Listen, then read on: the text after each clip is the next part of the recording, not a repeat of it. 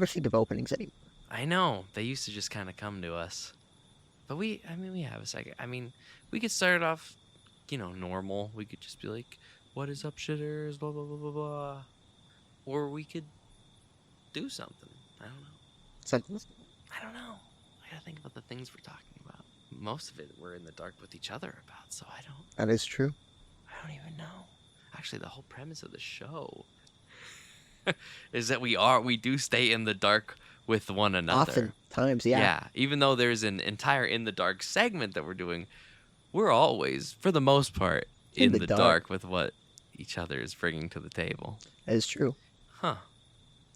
I guess that's the original intent of the title, right? No, I guess it was like we were doing it at night. It was at night, and it was also we like we were with swearing, we were adulting. It was like Adult Swim. It was like, in the dark. Yeah. A little rated R. Like bad kids. Yeah. But now it means a lot of things. Right. It's taken on new meanings. Sure has. Welcome back to Nerd Shit in the Dark, Ladies and gentlemen, how are we doing tonight? Oh, man. If you're half as good as I think me and Braden are when it comes to unintentionally nailing an intro, That's how we do it. then I bet you're feeling pretty good tonight. Yep. We are your hosts, Chase, the Chaz, Screepack. And Braden, the Brad Nielster. How are we doing tonight? Oh, pretty good. Yep. How are you doing? How have you been, man? I've been pretty good. Mm-hmm. Working at the substitute teaching job, playing a lot of good new nerd shit recently. Actually, not like terms in quantity, but more in quality wise.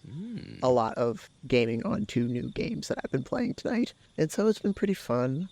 Otherwise, in terms of that's what's been going on in terms of my nerd shit life. What's been going on in yours, Chase? I'm staying active. It's important to stay active when you have a kid. Yeah, you got to keep moving, or your body kind of stales up. And I say, I don't get to do it as much, but I'm getting shit done, and I've seen and played some things that I think are worth talking about. That's for sure. Yeah. Things that I'm really excited about. I'm excited to hear about them. A couple of small things before we start really diving into our topics. I just want to just say a few things, Yeah. Plug. I said before we're on all the podcast things. We're now officially on Patreon. The first episode of the Chase Base is on there. My goal is to put something of some form on the Patreon once a week, maybe bi-weekly to start. So follow us on Patreon to get some extra shit. It's free. That's right. And it's going to be fun. We got some plans. I'm not going to talk about all of them. Some quite big plans. I'm excited to see. I'm excited to see how this plays out. Mm-hmm. And it's really growing into something else. To announce one of the things that'll be on it, if you're listening to this episode, if you're watching this episode, this is our first episode that we're recording, and you can watch the video footage of it on the Patreon. So if that entices you to go check it out, check it out. That's one of the things we're going to be doing. So just wanted to get that out of the way. That's one thing. Second thing, before I even tell you about tonight's games, I want to talk about what I do have next on my list. Because right now I have some wiggle room. There's not a lot of big games out just yet. Right. So I've been playing, things I want to play. I saw that they announced Persona 3 Reload. I've been seeing that it's coming out I've tomorrow. I've been seeing advertisements like that on Reddit. It's got great reviews. And I think once I finish the game I'm playing right now, because it's on Game Pass, so it'll be free for me to play it, I'm going to download and play through that. Because it looks pretty good. I watched some of the reviews. Like, the graphical upgrade of that looks really good. I heard that's, like, one of the really big ones. Do you know when the original Persona 3 released? It was, I believe, I could be wrong, but I think it was a Vita game. And it was like 2011, maybe 12. Okay. So, big jump. Because, this is on computer PS5, PS4. And it looks almost as good as Persona 5 Royal. Honestly, graphically upgraded. Yeah. So, and they remastered it with a bunch of cutscenes, recorded voice, blah, blah, blah, blah, blah. So I'm all the more reason to check it out. I want to get into this series. I attempted to do 5. It was too much for me in my schedule because you got to really commit to it. Yeah. I was playing it on my Xbox. Yeah. I plan on getting back to 5, but I also burnt out on it recently. I'm over probably 60% of the game, but they're really long games. Yeah. And loved every bit of it, and I do plan on getting back to it sometime, but I've been like interested in playing something different because it just takes a lot of time to invest your energy into it. That's my whole experience with Baldur's Gate as well. Like, I haven't finished it. I love the fuck out of it, but I need to take any space so I can play some other couldn't get past games. Act 1 of Baldur's Gate, even though I also loved it. Papa needs a little strange, you know? It's just, you have to put so much time into these games, and sometimes you don't want to sink that much. You don't have that much time to sink into these games, really. But you try. So, you know, and you get back to it. I know you'll get back to it. Back to it. Definitely plan on it. It's just like, it's a treat for later, you know? Mm-hmm. You'll be pumped when you do. Right. So, next on my list, though, after I finish the game I'm playing now, is that. So, I look forward to talking about that in a future episode. Yeah, I'm excited. Do you know how different it is from Persona 5, like, gameplay-wise? Like, different mechanics? I really don't. I don't know I think it borrows a lot of the same mechanics. Yeah, because I knew nothing about the Persona series before I played Persona 5. Yeah. And so that's, like, the only point of reference I have into the series. Yeah. And so I don't know. I've been eyeballing this series for a long time. I think I considered getting 3 on the Vita when it came out, and I didn't. I've always pulled myself away from pulling the trigger on it. I don't know why, but I've watched it, and I plan on really diving into this newest one. Well, good. I cannot You'll wait. hear me talk about that on this podcast. Yeah. You'll hear me talk about it on the Chase Base. You will hear eventually us talk about it on the radio. In your cars. One day we'll be in your fucking living room, sitting next to you and your family. Bluetooth chip telling straight you into your ear. Story. Yeah. Well then, with that out of the way, I suppose we should break into our first and most popular segment for the shitters. I can't wait. And that segment is... what is it? New nerd shit. New nerd shit. New nerd shit. I love it. You have a new nerd shit theme song jingle. I feel like there needs to be something. I can get something in the works. I can at least ask some people. Something pumping. Speaking of which, not to digress too much, but before we even dive into new nerd shit, Amber, her show started last week. It did. Opening weekend, and she said it went really well and things are going really well. And she sent me a review, an actual like Pittsburgh review. Someone wrote a review up for him and gave it a really good review, dude. That's awesome. So she's feeling really good about that. So. We wanted to plan on going one of these weekends. Yeah, it would have been. It was last weekend, and I think this weekend. Yeah. Yeah, I wanted to try to get there, but I just wanted to give that shout out. So Amber, maker of the theme song and old guest on the show on one of our most popular episodes to date. That is true. That went well. And it's going well, and she's really excited. So, bravo to Amber. Awesome. That girl turned her life into something special, and I'm proud of her. She sure did. She always good. So, new nerd shit. What's the order, did I say? Me, you, me. Forget. I think I went me, you, me, and then we have the duel. Me, you, duel. Yes, right. Correct. Me, you, duel. Me, you, duel. This is our me, you, duel section of the show. Yes. We've made it, everyone. So, I'm going to start with a show that I watched. There you go. What show did you watch? Real quick. It was a real quick one. But man, it had everything I wanted and what it was. So I think a couple years ago we talked on the show, just you and me, back before it was for everybody. We talked about the He-Man Masters of the Universe Revelation on Netflix. And how much a lot of people online really didn't like vibe with it. Children, babies, fucking, that's what I call these people, because they didn't not like it for what it was, because what it was so fucking good. Oh my god, it was He-Man, but like think He-Man and think this actually has a compelling plot or a plot at all. Really good. I really, it was 10 episodes. He-Man dies at the beginning of it, so that pissed a lot of people off. He-Man's dead. The female becomes the lead character for a few episodes, and people lost their fucking marbles. They said, to hell with good storytelling, because it has that, because what's a world where He-Man's fucking dead in? Awesome. Mix that with a recreation of kind of Death of Superman comic series, where they bring Superman back from the fucking dead. So they do that with He-Man, and it's fucking awesome. And he has this dope-ass battle with Skeletor, who takes the Sword of Power. It's awesome. It's so well done. That was the last season, Revelation. So they put up the follow-up to that. Kevin Smith's making it. Oh. Yeah. Revolution. Masters of the Universe Revolution, and it was only 5 episodes. The last season was 10. This one had 5, and when we started it, I thought it was like they were doing a 5 and 5, but it was like, nope, we're telling the whole story in 5 episodes. So that's a good thing I want to say about it. Tight, pacing's really good. Like, this could have just been, because it's, 25 to 26 minute episodes on Netflix. Could have just been a movie. Could have been like a He-Man Masters of the Universe movie. It flows together so well. Right. Dug it. I mean, we have all the backstory from the last season out of the way, and this is just full. It starts with just like, hey, you want a big epic He-Man style battle? Well, that's the first scene. That's the opening scene of this whole goddamn thing. So that's really great. It just keeps going. And it just never stops. And it just keeps picking up and picking up. 5 episodes. And I don't know how much you know about He-Man. Not much at all, to be honest. I used to watch the early 2000s, or maybe it was late 90s remake that they had on like Toonami and shit when I was a kid. And then there's like the original He-Man that's just like, old cartoon. Right. Fuck.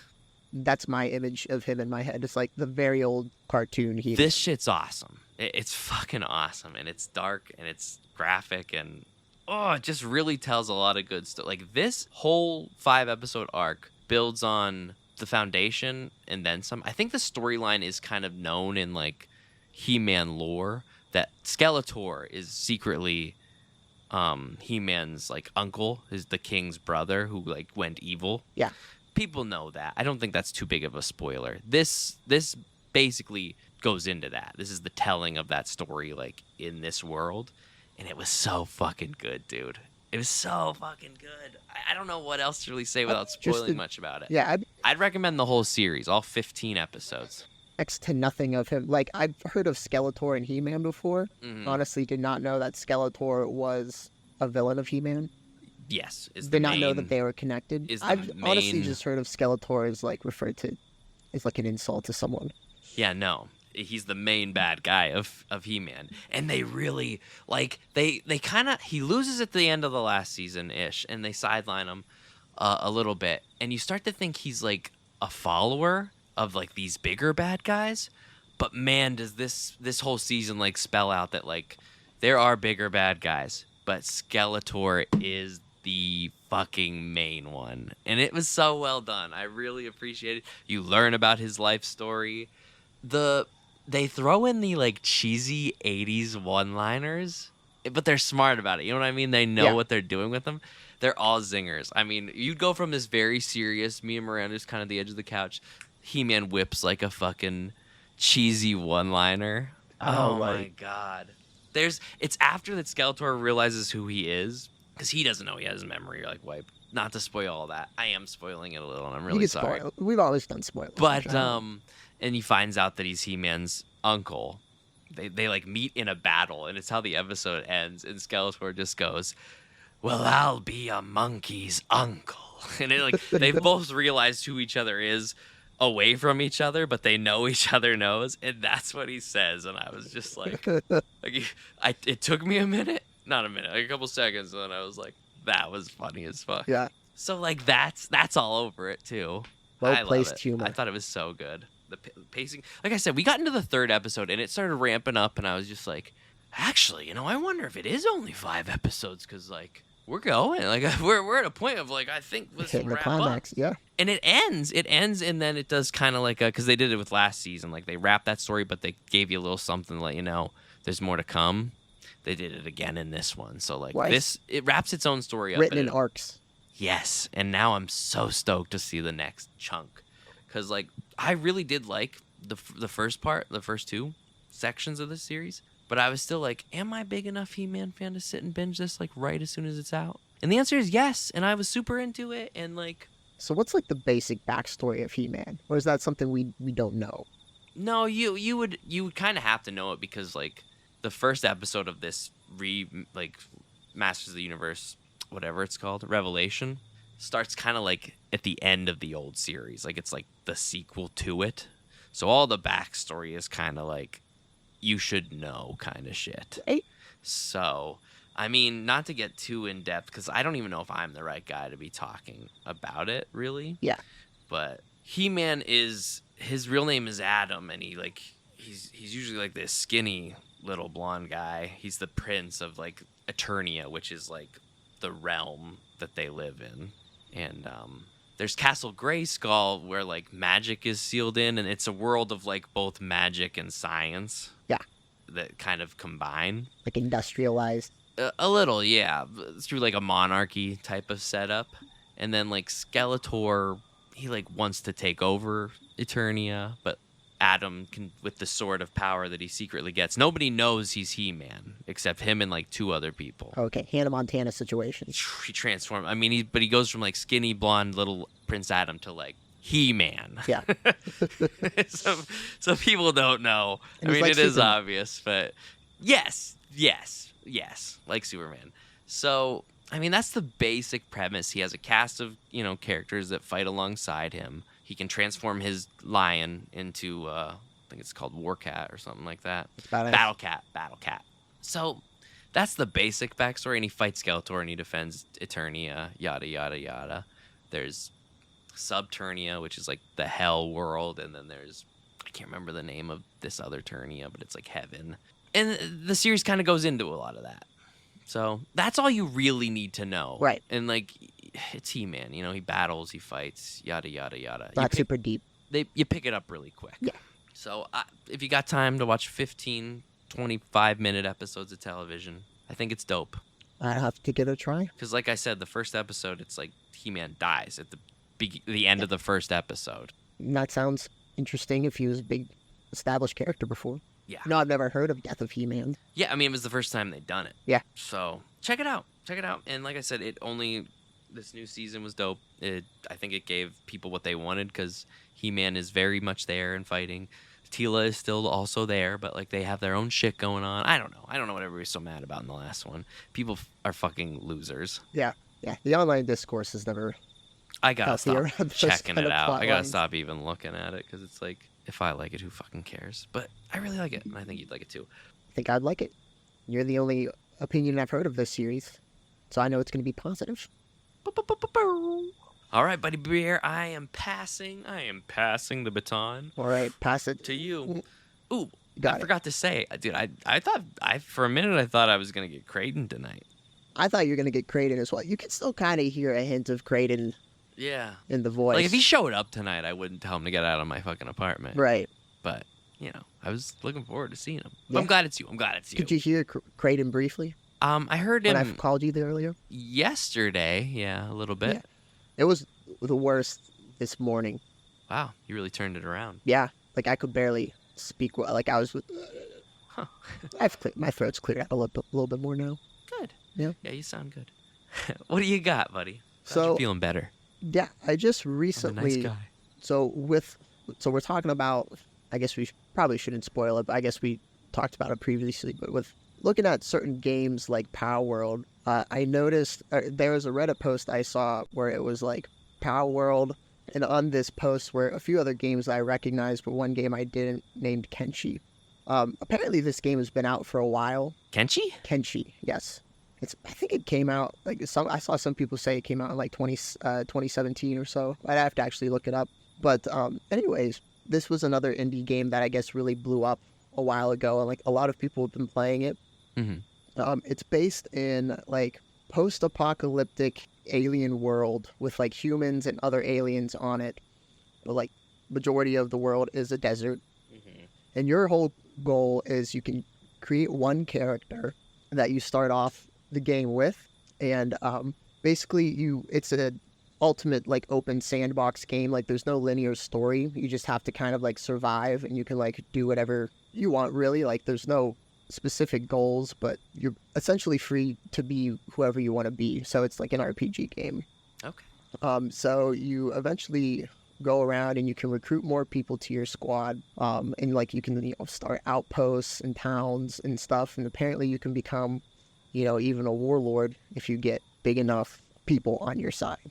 You essentially just have to travel around the wasteland, do scavenging, find ways to make money, and like it's incredibly hard. And it also has the option of like your main character dying and you having to like take over as someone else, or like you can just lose the game. Like, so when I first started playing the game, I like stole something immediately and got immediately knocked out by the guards because they're way stronger than you, and like all of my health points were at 0.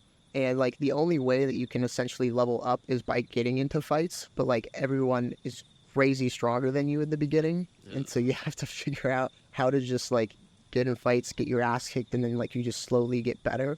But like your limbs can get chopped off, and you'll have to replace it with robotic parts. What the fuck? Yeah, like That's not where I thought that was going. yeah, any character that you get, you have to spend a long time with them, leveling each of them up. Like they're all individual, like in-depth characters that you control, just like your main character. Similar to Baldur's Gate, but you can have like up to 20 people in your party, and then you can have like multiple Holy squads. fuck. So That's a much bigger party. Holy cow. yeah, but like you can individually control each of them and assign them to do what you want them to do, or you could just be a lone wanderer, and like, you know, some people solo play and don't bring anyone to their party, and they'll, you know, be a thief, or they'll be an assassin, or they'll, you know, hunt bounties and stuff. Like there's a lot of like side quests and things you can do in the game, but you have to like figure out how to game the game kind of to get to that point. And it doesn't, it, like pretty much any decisions that you make are permanent in the game. So like if a character dies, they're done. If your main character dies, they're gone. You can get a dog and like raise it, and like it takes like forever to raise, and like multiple days pass in the game, and then like someone can come along and butcher it, and like it's gone. Jeez, man. Yeah, This so- game doesn't fucking hold back. So you get very Has your dog ever been butchered? yes, multiple times. What? Multiple times? Yeah. So one of the things that like I was looking up, because like I was he getting always plays these oddball games. yeah, I was getting That sound really good. destroyed in this game, and like it's one of those games where like when you first pick it up, I don't think you're ever gonna go to it again. Like you're gonna put it down entirely, which I almost happened to me, because it's just so hard in the beginning, and like my main character, the first one I made died, and I had to restart the entire game because like I didn't have anyone left. But like I eventually looked up some tips on like how to level certain skills in certain ways, so I've gotten slightly better, and like it completely sucked me into the game now. That's why I was playing when Kaylee was over earlier today. It won you over. There's a beauty in this like genre of games that start you off fucking getting your ass handed to you. Yeah. To make you better and then make you really like them. Yeah, and like it's really good at like genre. just building your own story. Like it's a sandbox, so it's like you're supposed to basically build your own story in your own voice. Like there's no other goal. Like your play set, like there's a bunch of different ways you can play. Like you can just be like a weaponsmith in town and just like do that as your job and just live it out, or you Very can be like, interesting. you know, a warlord or like a samurai. I think because there's katanas in the game. Kenshi, something about that. I mean, Kenshin, it makes me think of samurais. Yeah, and like I said, there's other alien races that you can get and play as, and there's different factions around the map that you can join. Like you can even like become accidentally enslaved, and then you're just a slave until you can escape. It's interesting to think that this is a game that was out in 2017. Yeah. You know what I mean? At least, like I said, it might be earlier. Yeah. Yeah, but it's very fun. Like I said, it's Got on Steam. got on Steam. It's a pretty steep learning curve, but like once you figure out a few tricks in the game, it like gets a lot easier to manage and play. Because like I said, I was dying immediately, but then like I read some tips and it just started to get a lot better. And like I finally saw the potential of like, oh, I can actually have fun with this game. It's not just like me getting immediately wrecked every Yeah. time. Yeah. And so yeah, that was my first game that I've been playing. I haven't been playing much of it. Yeah. I was trying to play a little bit more just so I would have more to say, because I knew I this was think you set the stage for it pretty nicely. I knew this was going to be one of my new nerd shit, and I played it a little bit, and I was just like, I can see potential in this game, but like I can't like see why I would want to keep playing this. But then I finally got into it, and like, oh, this is actually very fun once you realized. Yeah, and that's another thing that these kind of games always share, or even shows or things. Like, you started and you're like, I don't know about this. Yeah. And then, Yeah. Because I did not know how I felt about Baldur's Gate for, like, days. I was like, I mean, people tell me this is fun. And I'm so glad I stuck it out because I fucking For real? love that game. Yeah, some of the best games I've played have been like very hard to actually figure out. Like I'm still figuring out Crusader Kings. That's the beauty of it. I've still never finished the whole game of Crusader Kings in one, and I've been playing that for like 5 years. Oh, fuck. Yeah. Oh, jeez. Oh, boy. Yeah. I wouldn't get that far. I wouldn't be that patient. Yeah. But, That just keeps bringing me back. hey, there's a drug in these games. There's a drug that gets us coming back. For sure. It's called frustration. Well, it's called drugs. Yeah. Because they drag you. They drag you They in. drag you down. They drag you in with I don't them. really support drugs on this show. No, we don't. We are a drug-free podcast. Drug-free podcast. Yep. They're just dragging you down. Drugging you down with them. Fuck them. You don't need them, kids. For sure. So that was my new nerd shit. Nice. Besides the duel we'll have later. But I guess I'm going to pass the baton back to you. Ow! Fuck! Ow! And to Yak.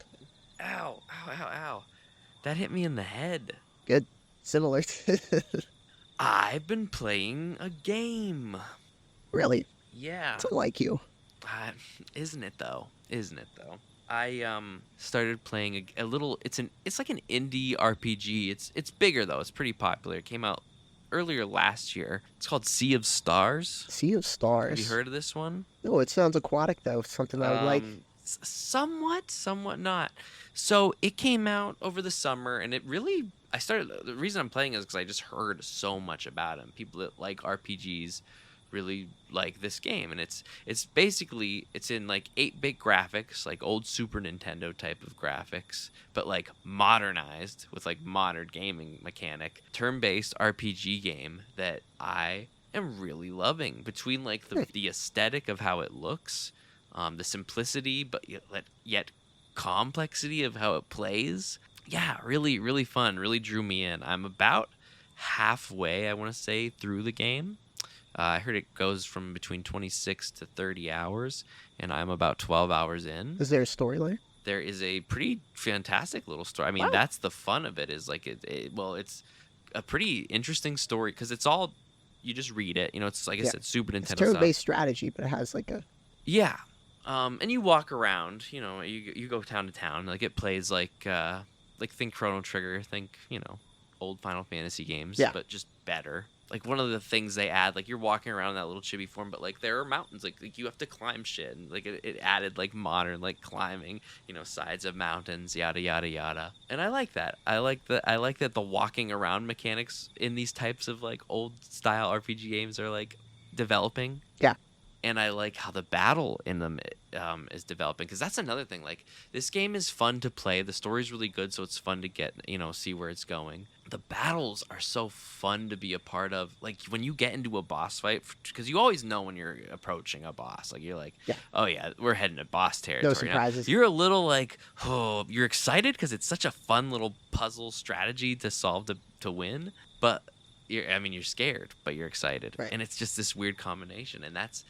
Like and it's one of those games where like it doesn't have random encounters. Like you see little versions of the bad guys, so you can go up and like pre-strike them or just get into a battle. So you can always choose, unless they chase you down, to get into a battle. So there's not random encounters. I dig that. Yeah. Let me tell you what I like about the battle system.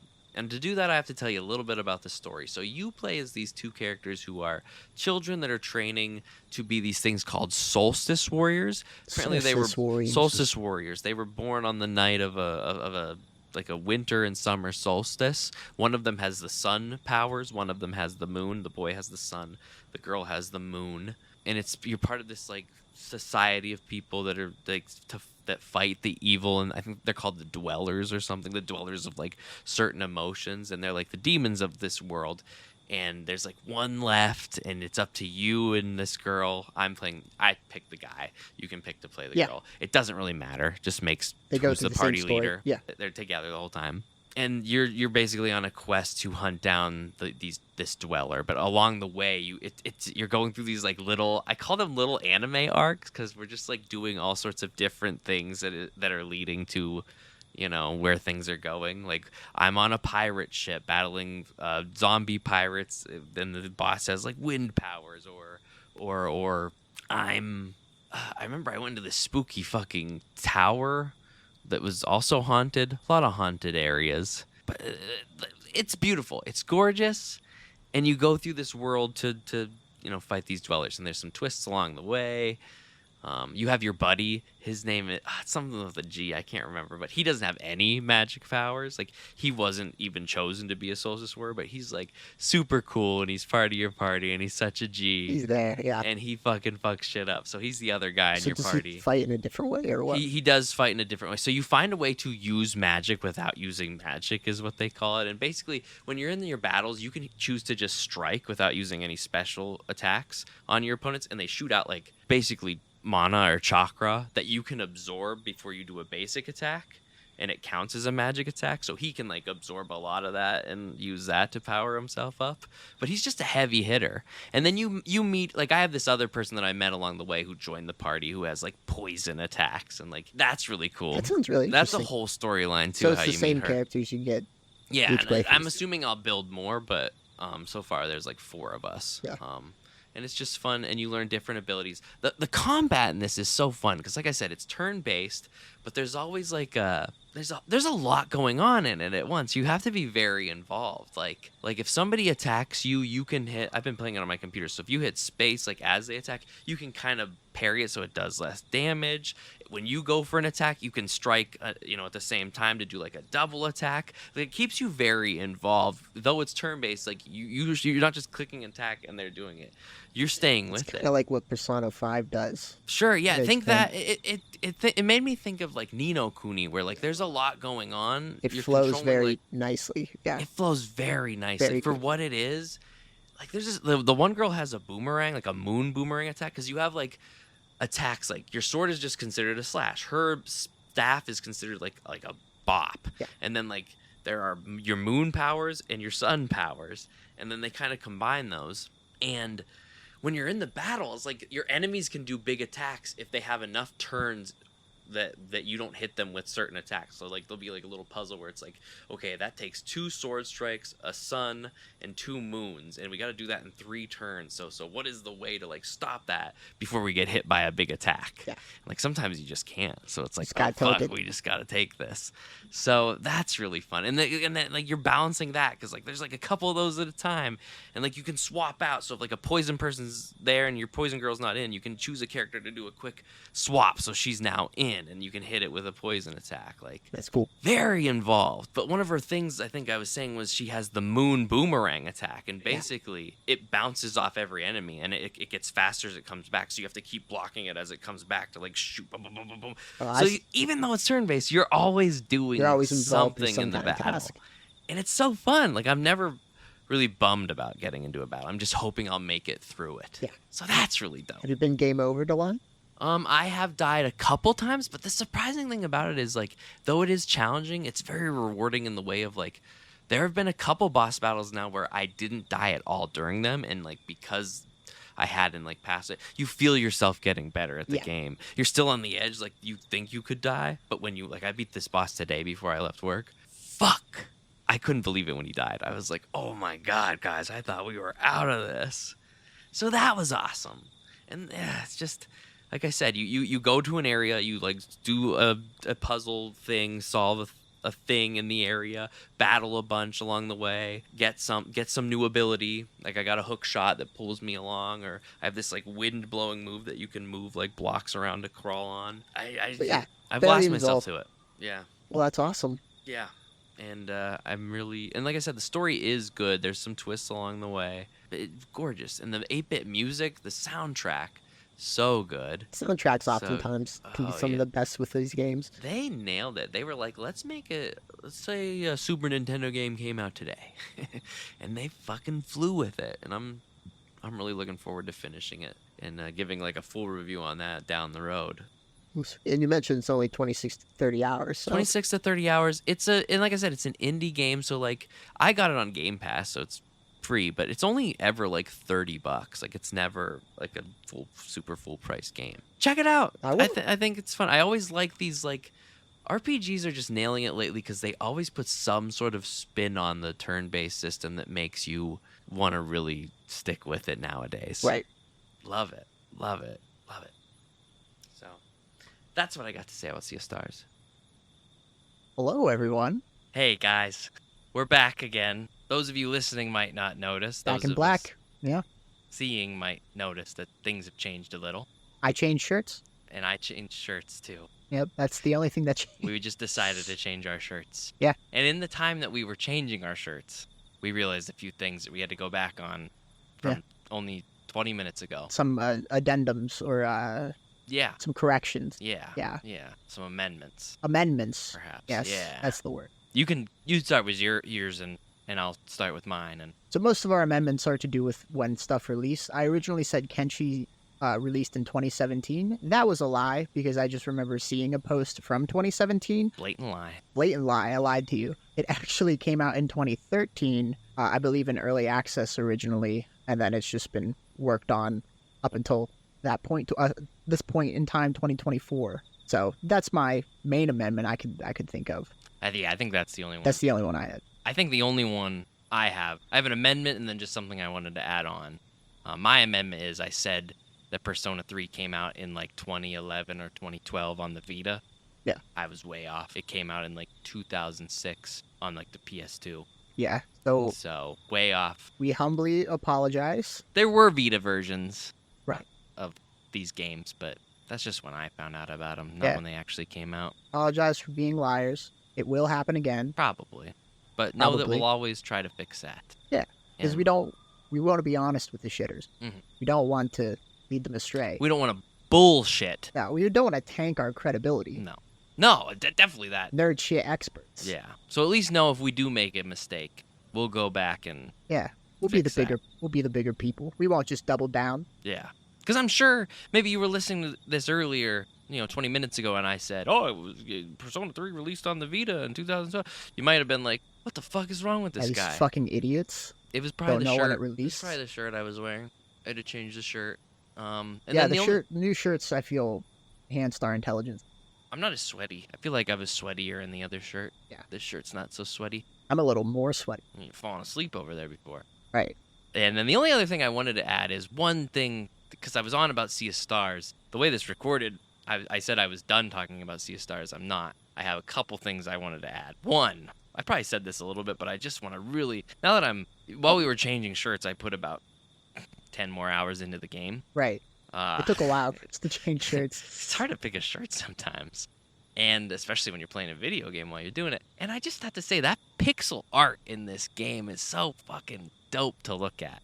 The bosses, oh my god, just the way they form onto the screen, or like the backgrounds. Like, I took a screenshot earlier because I was like climbing a mountain and you just saw like this castle that you were heading to in the background of the shot. And I just think you see that in like games today, and you can like run to the, you physically can go to those castles, and like I still did. It's just seeing it in the pixel version, Like a different art form. It can be, cooler. really Different cool. perspective. Especially because most people who are like really into graphics would probably shy away from pixel Yeah, games. yeah. Pixel games don't have to look like shit. No, They can look and great. honestly, I don't think they have, even when the Super Nintendo was out, but certainly not in this one. And then the only other thing I wanted to add, because I forgot to say this, and I had been thinking it the whole time I was playing it, and I mentioned it to you while I was changing my shirt, is that it's very refreshing to play an RPG that there is no amount of fucking stuff that you can carry that slows you down if you carry too much of it. Yeah, carry weight Being is the bane encumbered. of any RPG player's existence. I get why it exists, but like, dude, I remember my Pokemon yellow, blue, and red you could have anything. Everything you've ever picked up can be on you at all times. I hate when you're playing like Baldur's Gate or Skyrim or any modern RPG and you're encumbered and you're slow and you gotta drop a certain amount. This game, you have an amount of like food that you can carry, which is like a 10, like of made meals that heal you, and it tells you have 10 slots. It made sense that they would let it heal light. Everything else, though, like the things Hey. you have to make those heal items with, you can have an infinite amount of them. Well, it makes sense because you have a ship, right? You do get a ship at some You get point. a ship. Yeah, So I would just in game think of it as like, oh, we just store all the shit on the ship. sure. Yeah, maybe. Whatever. Either way, I don't care. Right? Because, fuck, Good quality of life improvement. it's just helpful. And, like, maybe it's because it's spaced to look like a Super Nintendo game is why they did that. But, like, I can't stand the encumbering shit in games anymore. Well, kind of related to Starfield encumbered. is like that. but I was just about to say Yeah. Starfield. I feel is the worst offender for carry weight. Not to take stray shots at Starfield. I still enjoy it. I see. Yeah, I gotta get back. But the into carry it. weight is out of. Yeah, Starfield was so annoying with. Well, because one, we'll get into other things soon. I just want to say you have to go into the menu for fucking everything on Starfield over and over and over and over. The So menus are the biggest. not fun. No. And so, and like I remember, like I had just started playing the game, and it was like you're encumbered already. I was like, oh, fucking ready. I just started. Right. Annoying. So, that's Sea of Stars took me back to a time when that bullshit wasn't a thing. Points in favor for. Points in favor for that. Now, before we dive into our Into the Dark section, we are going to talk about Palworld. How. That was the World. plan before we Yes. changed our shirts, Right. and we're going to do that now. Game that has taken the world by storm. By a storm. Holy moly. Potentially new Pokemon / Arc competitor. I don't even know. A lot of people are hyping it up as a Pokemon competitor, although I don't I don't know if it's a competitor. I don't really see the comparisons beyond the designs, like the fact that it's Yeah. besides that, it's not like Pokemon. No. Yeah, no. Because they don't. I mean, I haven't played a super lot of it. I don't know if you've played a super lot of it. So I but guess they don't evolve. yeah, which I like, which we'll talk about that Yeah. more as we get into it. Sure. But I like it a lot. I do like it a lot. from Yeah, what so I have guess played. we'll explain a little bit what Palworld is for people who haven't heard of it or haven't played it yet. The 5 people out there that, Yeah. that haven't heard it or played it, because it's got like a ridiculous amount. Yeah, there are people making merch and like plushies and shit of all the pals like the week it came out. Oh, sure. Like, there's people that They're like cool looking, some of them. crocheted pals, Yeah. I mean, did art, did paintings. yeah. They are definitely. That's the thing. Like, they might look like Pokemon, but they are different and unique enough. There are some that are just like that's a carbon copy, but there's a lot that aren't as Yeah. well. Yeah, I feel like one of the indicators of like a good / popular game is if there's a lot of fan content out there, and there's immediately fan content for this. Like right away, people were making comics and Dude, it was like Artwork. the 3rd or 4th best-selling Steam game within like 8 or 9 hours of its release. right. I couldn't believe the news. Of like all time. I don't know if it was all time. I remember it like was just shy of like Baldur's Gate and like Minecraft. I know It got a lot of numbers. I remember seeing. Yeah, There I go, lying again on the show. I I'll don't have know. to check what the numbers were. I know it almost broke the record for like number of players playing at the same time.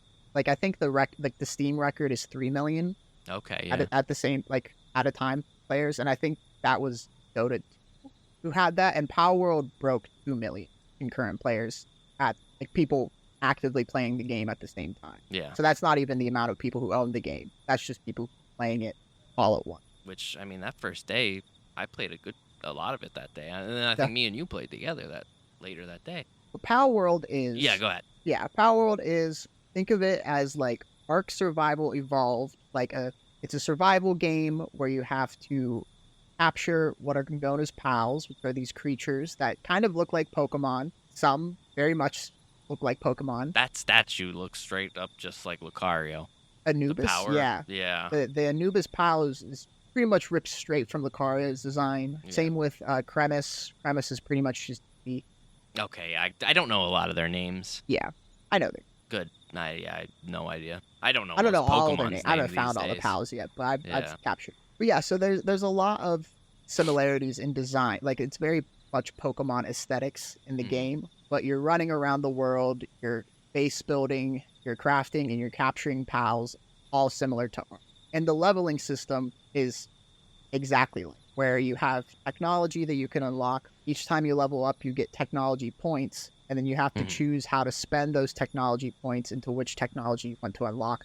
And each level, you gain a new tier of technology that you get. So obviously, Which I like. I think that's part of the addictive quality Yeah. of it is, you see that progress kind of go up and up and yeah, up and up. because they don't give you enough technology points to unlock everything in every tier. Like you have to be, Yeah. you know, kind of frugal with how you spend them, especially as you get higher up in the levels. Like, you see the ones that you need to unlock to up your base. That's usually the way I go. I'll pick the ones that I need for, like, upgrading my base, and then I'll pick a couple, like, sporadically throughout. Right. And I guess we should talk about the base building aspect of this game, because that's like half the game. That's at least from what I've played, it's like the main. Yeah. To me, that's the main thing. To me, be I doing. spend about 50-50 of my time base building and then adventure, capturing pals. Mm-hmm. And I really haven't adventured out too far. Yeah, it's a huge map. Very big map. Like, you can get pals that act as mounts. Not all of them act as mounts because some of them are tiny. But yeah, you get land mounts, you get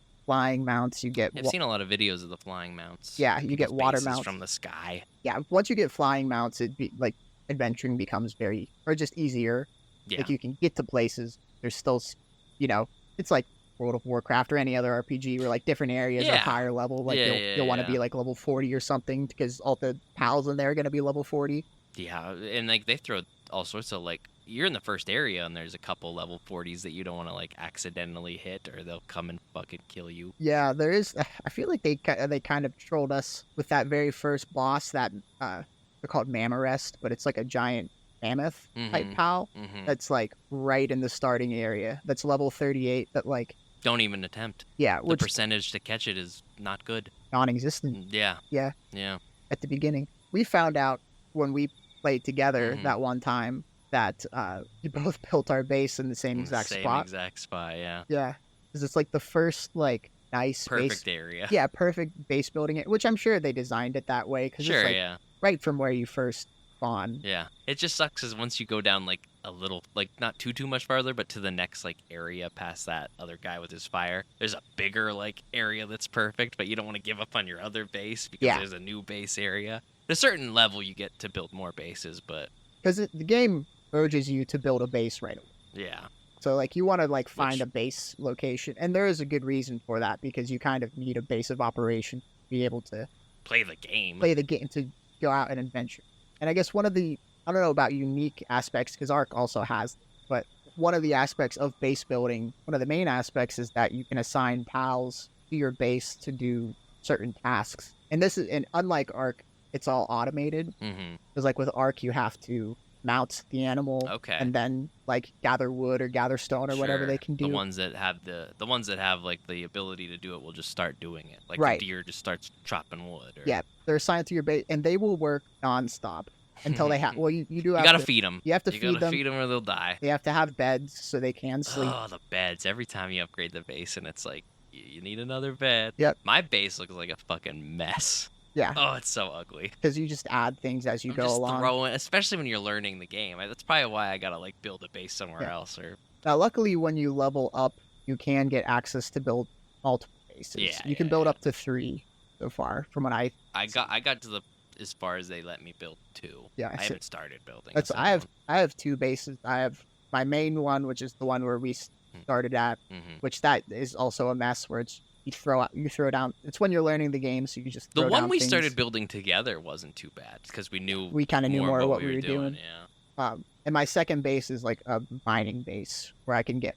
That's another thing people recommend you do once you get a second base is to create, because, like, once you get into the higher tech, you're gonna need metal for a lot of things. I've gotten to that point too, and I'm just like, oh fuck, here we go. Yeah. So, I like the survival. I think the survival aspect is what kind of... I don't usually play these games, like Minecraft, things like that, Ark. But, throw a little Pokemon twist to it, and that kind of catches me. It kind of catches me. Yeah, and obviously, like Pokemon, your pals, you can have up to 5 pals in your party, and they fight. Is it 5? Yeah. Okay. And they fight for you. Yep. If you throw them out of... They have pal balls. Yeah. Same thing as a Pokeball, basically. I mean, that whole system's set up just like Legends Arceus. Like, the way this game plays is a lot like Legends Arceus. You can have one motherfucker running around doing stuff, and you throw the Pokeballs the same way you do in Legends Arceus. Yeah. I love how it tells you the percentage of the catch rate, and, like, even when you get them, it goes up. I think Pokemon needs to borrow that concept because it's just nice to know. Yeah, whenever you catch a pal, it shows the percent of likelihood that you're going to catch it, and you can get better pal spheres that up your catch rate, especially when you get into like a great pal sphere or an ultra pal sphere. Right, or a legendary or pal sphere. Yeah. Basically, that's exactly like the Pokeball system is the pal ball system. It sure is. Like, this game is a mishmash of a lot of different ideas from different games. I would recommend, if you haven't watched it, the video game donkey video on Palworld on Yeah. YouTube. It's funny. He just mentions all the things. He's like, oh, this is the Fortnite box. I mean the Palworld box. Yeah. Like, it's a funny little video, and he says Yeah. all the things that it's like. Yeah, so it's definitely it's borrowed, we'll say, a lot of ideas from different games, but it still manages to be its own game. Like, Mhm. I don't feel like I'm playing Pokemon, and I don't feel like I'm playing Ark. I do feel similarities for those Sure, games, but yeah. it's its own game. It's and certainly its which- own game. I think is part of why it became so popular. That it managed to strike this happy medium with all these other popular games that worked out and did it well. Yeah, I mean, I think it gave the Pokemon fans. I think they were itching. Like, we got Arceus, and it was like, oh, this is good, but like the open world could be better. And then we Right. got Scarlet and Violet, where the open world's better, but it's a fucking janky nightmare of a mess. So then we got this game that not only runs really well, looks really well, plays like Arceus, and is open world. It's massive, and it's not even done. I think No. I saw a report that said it's only 60% 60% done. Yeah. And like, you could have fucking fooled me. Yeah, because it plays might like a as well be complete game. done. You can definitely feel it once you get adventuring, especially into some of the bigger areas. Like, some of the bigger areas feel kind of empty besides like catching pals. Mhm. Like, there's collectibles and things around the map. Constantly that you can pals get. around. Yeah, all the time. Yeah, You can. There's never nothing to do, yeah. and it does it well enough that it doesn't feel grindy. Mm-hmm. Like, there is sometimes a grind, A little bit. but for the most part, like, there's a variety of things that you can do that like still keep Yeah. satisfied. And you're always having to like remake items. I have just like workbenches that I've built all across the land in case I run out of like Yeah. arrows or Once I something. realized I need that to you hurry can up and build make some. Workbenches anywhere. They Mhm. don't have to be in a base. I have them all over the place. Yeah, just strategically. It's a fucking mess. Yeah. I haven't tried to. I heard you can catch. I know you can kill the people. I heard you can catch the people. I have caught people, That's funny. And I've they- never and tried. they act like your slaves. They do too. Okay, I wasn't Yeah, sure. no, they act exactly like your slaves, and That's you funny. can assign them to the base. That's amazing. I like to assign them to a base because they only have one skill, which is handiwork. Okay. So like pals have different work skills. Like Mhm. there's Little trait. gardening pals that can plant things. There's Mhm. water pals that Hard can, workers. hard I workers love that those little. that they'll chop wood. There's Mhm. miners that can mine stone. Like different pals will have different kinds of labor skills. Yeah. But yeah, the humans that you catch only have handiwork skills, which handiwork is like crafting items. Mm-hmm. And I like to keep them in my base because I found out you can make repair kits and then put them in a storage chest that anytime your base is attacked, because your base can be attacked by like Crazy. At any mobs moment. and like it's like Mobs in of people. Mobs mobs of of people, Pokemon. mobs of pals. Pals, I mean. Yeah, and it like fucks up your base, but you can just put repair kits in your chest, and if they have handiwork skill, they'll take the repair kits out of the chest and just automatically repair shit. Mm-hmm. Is one of the I like that. difficult things I noticed with pals. Like the automation could use some work with like how you assign tasks, because if there's a pal that's good at a lot of different things, like if they can water and plant and gather and do handiwork, They won't know what to do. they won't know what to do. So if like there's a pal that's just really good in one skill, it's good to have in your base because they'll just do things that relate to that skill Mhm. instead of having to split their time between all this different stuff. Because there's this one pal that's really good at crafting, and I wanted to craft like shit that takes super long, but she's also really good at gathering, and so whenever I want her to craft stuff, she'll just go and gather shit. Like, no. Dude, my people are just doing work, and I don't know who the fuck's doing. I Yeah. just come back, and I'm like, "What'd you guys get done?" And there's just And it wood does- and shit everywhere. It does run like a sweatshop where you do feel like you're really working them to the bone. They just work and They're work. happy. They're happy. They They're love fed. to work. They Yeah. have a bed. But the fact that you can also They're animals. capture humans and enslave them in the same way makes you kind of sus with like, Yeah, that's interesting. so are they actually doing it of their own free will? No. Probably not. They're yeah. not. Not if the people are doing it. Ooh. I gotta try that. I gotta try that the next time. Yeah.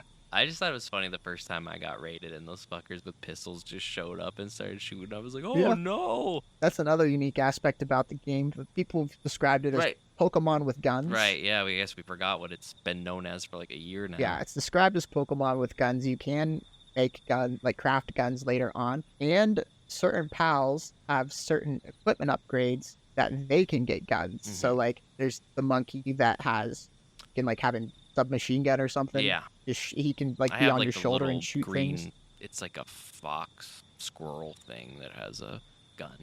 Yeah. I don't know their names. Some of the bigger ones can carry like rocket launchers. Does your character have a gun yet? Have you gotten that far where you have a I have gun? a handgun. You I have have a a handgun? pistol. Yeah. I'm still using other shit.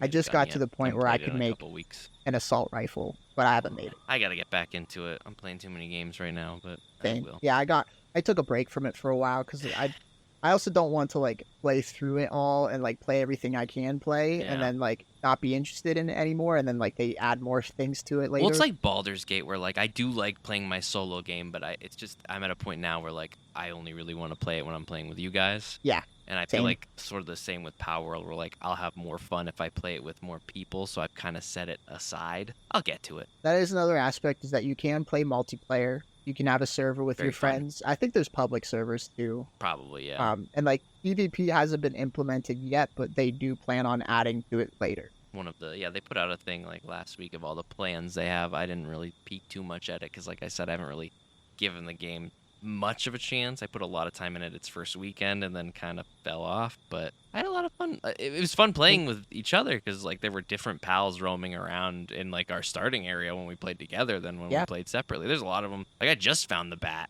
that I caught that night, like in my game, in a way different spot. Yeah, he didn't show up. I think I hatched him eventually. Oh, wow. Like I didn't even get him in the wild. You can get eggs and hatch eggs. I saw a whole chart of like, to make this guy, these are who you need to breed. It was a big chart on like Reddit. Yeah, I haven't messed with breeding at all because I feel like I'm gonna fuck it up. Is that how you feel about in your personal life too? Exactly. Yeah, just breeding in general.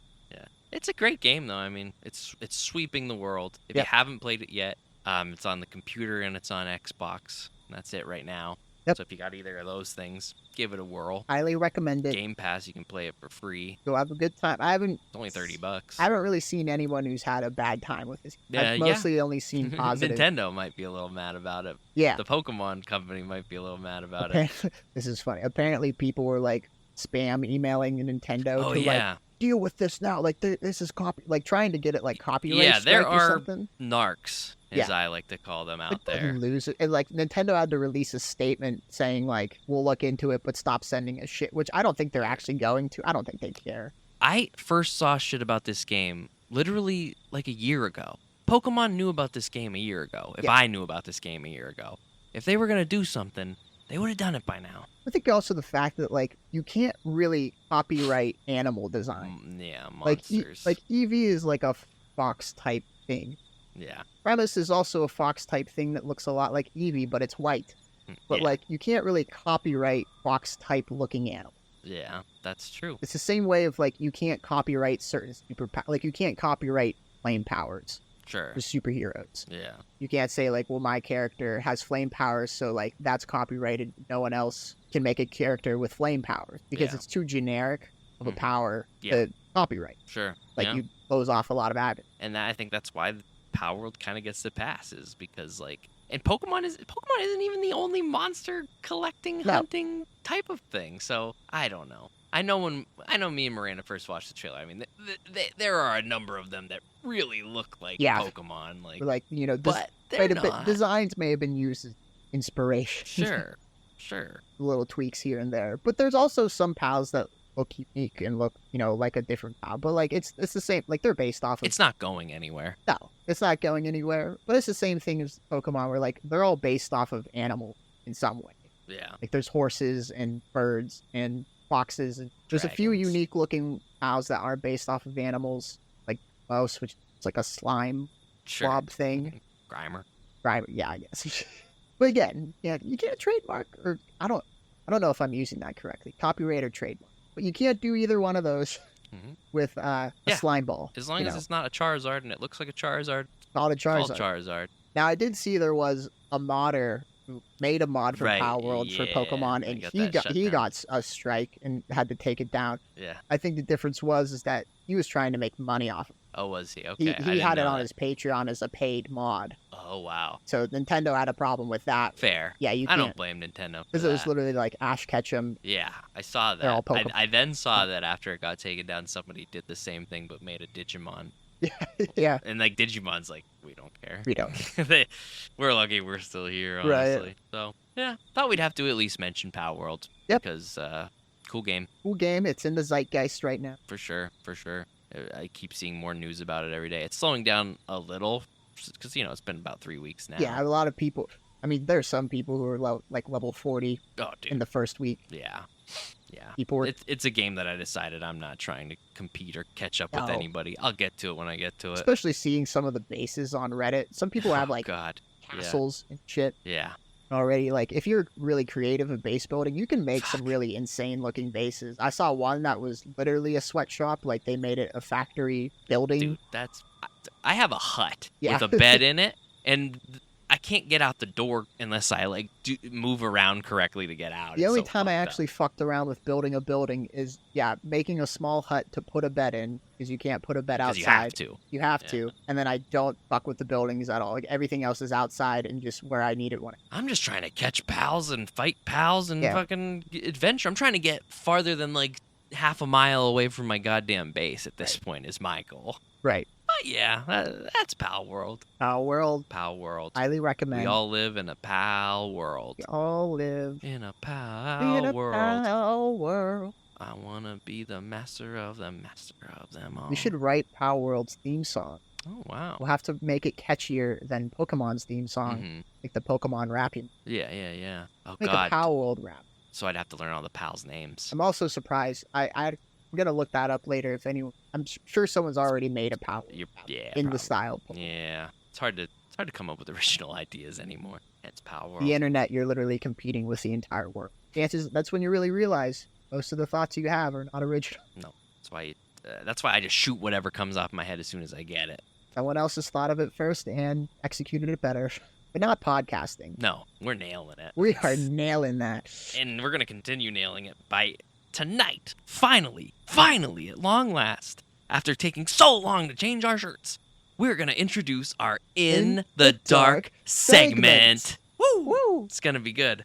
We're starting off with a movie that Braden has picked. We're going to watch it. I'm in the dark about it. And I am also in the dark about it because I've not seen this movie. Okay, cool. Yes. You're entirely in the dark. We'll come back. We'll talk about it. Then we'll watch my movie that I'm not entirely in the dark about, but Braden is. And I haven't decided yet. I need to talk to you off camera about this, but I'm going to bring it up now. Yeah. I don't know, because usually when I put the episodes up, the title of the episode has something to do with what we're talking about. In the description, I put what we're talking about. Sometimes I'll make the image, the movies. I don't know if I should say up front what the in the dark stuff is about, or if the shitters should be in the dark until we start talking about it. I think the shitters, to be true to the In the Dark segment, the shitters should also be in the dark about it. That's fair. They should be surprised. I also recommend that when I type it into the TV and try and find it and I buy didn't it, even look. because I do have to give you $4 because it is Right. $4. It's not on any streaming service. It's on Amazon. It's on Amazon. I think it's also Okay. on YouTube. Okay. But when I buy, I don't want you to look at the screen. I want to start the movie, Okay. and then I just want you to figure out what the movie is Okay. when we get into it. Do you think I've heard of it at least? I don't know. Okay. I honestly don't know. Okay, cool. I'm excited. All right, then. We're going to jump off. Braden's going to give me $4. Yep. And then we'll go from there. So All we'll right. see you guys after a brief break. We're going See you to change soon. our shirts again. Yep. Will you guys quit playing around? We're supposed to be practicing. I'm still in charge here, damn it. Hey, Letty, if we added some of this crumping, it could really get us noticed by Rihanna. Nope. If we change Camille's choreography, she'll be pissed. Yo, Letty. Camille ain't even here. If you're in charge, act like it. Don't tell me what to do. Come on, try something new. Hey, girl. You can always change it back. Yeah, don't be scared. I'm not scared. Letty, this could help us win. We're back. Welcome back, everyone. Welcome back again. This time, well, Braden, why don't you dive into this one? Why don't you announce So- to the group what your In the Dark segment movie was? Yeah, so we went with mine first. You know, we followed In the Dark protocol. Chase did not see the title of the movie when I was pulling it up. We just started the movie, and he had to figure it out once we got into it. It didn't take me too long. No, but it did, you figured it was- out in like the first scene. but that first scene, probably for the first half a minute of it, yeah. I was like, What is this? I have no fucking. You want to know what movie I thought it was when it started? What? I thought it was Carrie. You thought it was Carrie. I was like, is this Carrie? That would have been an And then I interesting was like- pick for me. No, Miranda just watched it with our kid. There's no way she was just watching Carrie. Yeah, she wasn't watching Carrie with you. Yeah, Miranda had mentioned that because she was in the room with me when I was pulling up the movie, and so she saw it Mm-hmm. when it was being pulled up, and she said she had just recently watched this. Mhm. So I was like, oh, good, we have a fan of this movie because, like I said before, I've never seen this movie. Ace has never seen this movie. but that I remember now. that you remember. But the movie I chose was Bring It On, All or Nothing, The second. the sequel to the original Bring It On movie with Hayden Panettiere as the lead. Hayden Panettiere was the giveaway. So it started. Yeah. It wasn't even the fact that they were cheering that gave it away. I think I knew she was in one of the Bring It On movies. Right. She's not in a whole lot of stuff that I know. So You remember the poster at least. right. Yeah. So I was That's what able I to be remember. like, "Oh, this is Bring It On." One Yeah. of them. All or Nothing. All or Nothing. Yep. Yeah. The second one, I don't know how many are in the series. 3 at least. 3 at least, maybe 4. We could check on that. But for, I guess, those of you who may not know, because these are older movies, 2000s. I think this one came out. 2006, I think. Miranda 2006. said, Yeah. Bring It On is a movie, or a series of movies about cheerleaders. Main character's a cheerleader. In this case, Hayden Panettiere starts off as the captain of her high school cheer squad. She's at the top of her school. She's dating the quarterback, a very mid-looking dude. She has it all. She has it all. Really. And then, in the blink of an eye, she has nothing. All and nothing. All Or nothing. but nothing? But nothing. Then nothing. All then nothing. All then nothing. Because she has all these things that Brayden just mentioned at the beginning of the movie, and then, about 5 minutes in, she finds out that her dad and mom, who are in the movie for... Dad's in the movie for a scene. Yeah, Mom one is in the scene. movie for 2 scenes. Dad has a wicked mustache, by the way. Dad has a wicked mustache. Yeah. And he got fired or something. He lost his job. Lost his job, and and he he had had to take another job. took a pay cut. Hmm Mentioned that, so they can't live a rich lifestyle They anymore. were very rich before. Yes. Not rich anymore. Now they moved to Crenshaw Heights. Crenshaw Heights. They moved from Pacific View, I Mhm. believe the place was, the rich Okay. neighborhood. Okay, so it to- was California then. Crenshaw Heights, which can be described as the poor neighborhood. It's a They make nice that- way of putting it. Yeah, they make that very clear. Yeah. This is a poor area. Yeah. They make it clear, but they also don't. Right. They make it clear in a very... I just feel kind of not good way. No, not a good one, because they didn't want to be too risky with it, but then at the same time, sometimes the movie would just get really risky and just Yeah. drop something I hadn't ever heard in a movie. Mm-hmm. For like a PG-13 movie, it's, aimed primarily towards teenagers, I'm assuming. Yeah. Yeah, I mean, I guess so. I don't know. I don't... As adults watching this movie, it certainly wasn't for us. Like, I mean, we laughed a lot, but it Yeah. wasn't at things that were supposed to be funny. Right. It was often the serious moments Yeah. where we were like, that's A fun. lot of weird lines. I started taking notes. Yeah, one thing that kind of drove me mad, and this is something that movies of this era did, sometimes you see it a lot, and I don't... We've come a long way in Hollywood, maybe, with writers. We take some forward steps, some back. This was one that has always drove me mad. It is the fact that they have teenagers speaking in text, IM talk as they call it. Yes. Nobody fucking... We were teenagers the time this movie was out. No one's ever done that. Nobody spoke like that. No. Nobody fucking spoke It was like very that. much like Ever. middle-aged white writers trying to God. figure out what teenagers... Oh my god, it's like the Big Bang Theory being like, this is how nerds talk, and it's like, I mean, They- maybe some of them, but certainly not the majority. And I mean, Nobody spoke in IM. Yeah. To be fair, it was clear none of this dialogue was written by a millennial. No. This is all what probably a Gen X or a Boomer thinks I don't that they talk like. know. I don't know if I could even say whoever wrote this dialogue was intelligent. It's not good. None of the writing is Yeah. good. Yeah, it's definitely... This movie, it's a laugh. It's a popcorn. I'm glad you picked it. I had fun watching it for entertaining sure. movie to It's watch. entertaining, Yeah. but it's not a good movie. No, There's it's no like, plot. objectively, if you're in it for the movie, Yeah. it's not that. No, because I the whole time I was thinking, this feels very, very great value step up. Yes. Like very great value. Yes, because at least with Step Up, like, the acting was bad, the plot was bad, but they actually hired, like, They still did it better. professional dancers. They're like, I don't know the backgrounds of all the extras in Bring It On or Hayden Panettiere, but I don't think they're, like, dancing full time. Like, most of the actors in Step Up were like full-time dancers. For Like sure. they weren't actors. You could clearly tell they weren't. Yeah. There were so many moments in them, like the plot, the story of the movie's so paper thin the whole way through, to the point that like there's a romantic kiss that's supposed to be a romantic kiss at the end of the movie, and I felt nothing. Hayden Panettiere dates Jesse, or doesn't date. She goes to this other school to get into some of the plot, and she's still dating the quarterback at the other school, but she starts hanging out with this guy Jesse. Not much. Like I said, the plot is very paper thin. Yes. And They needed some kind of romantic tension.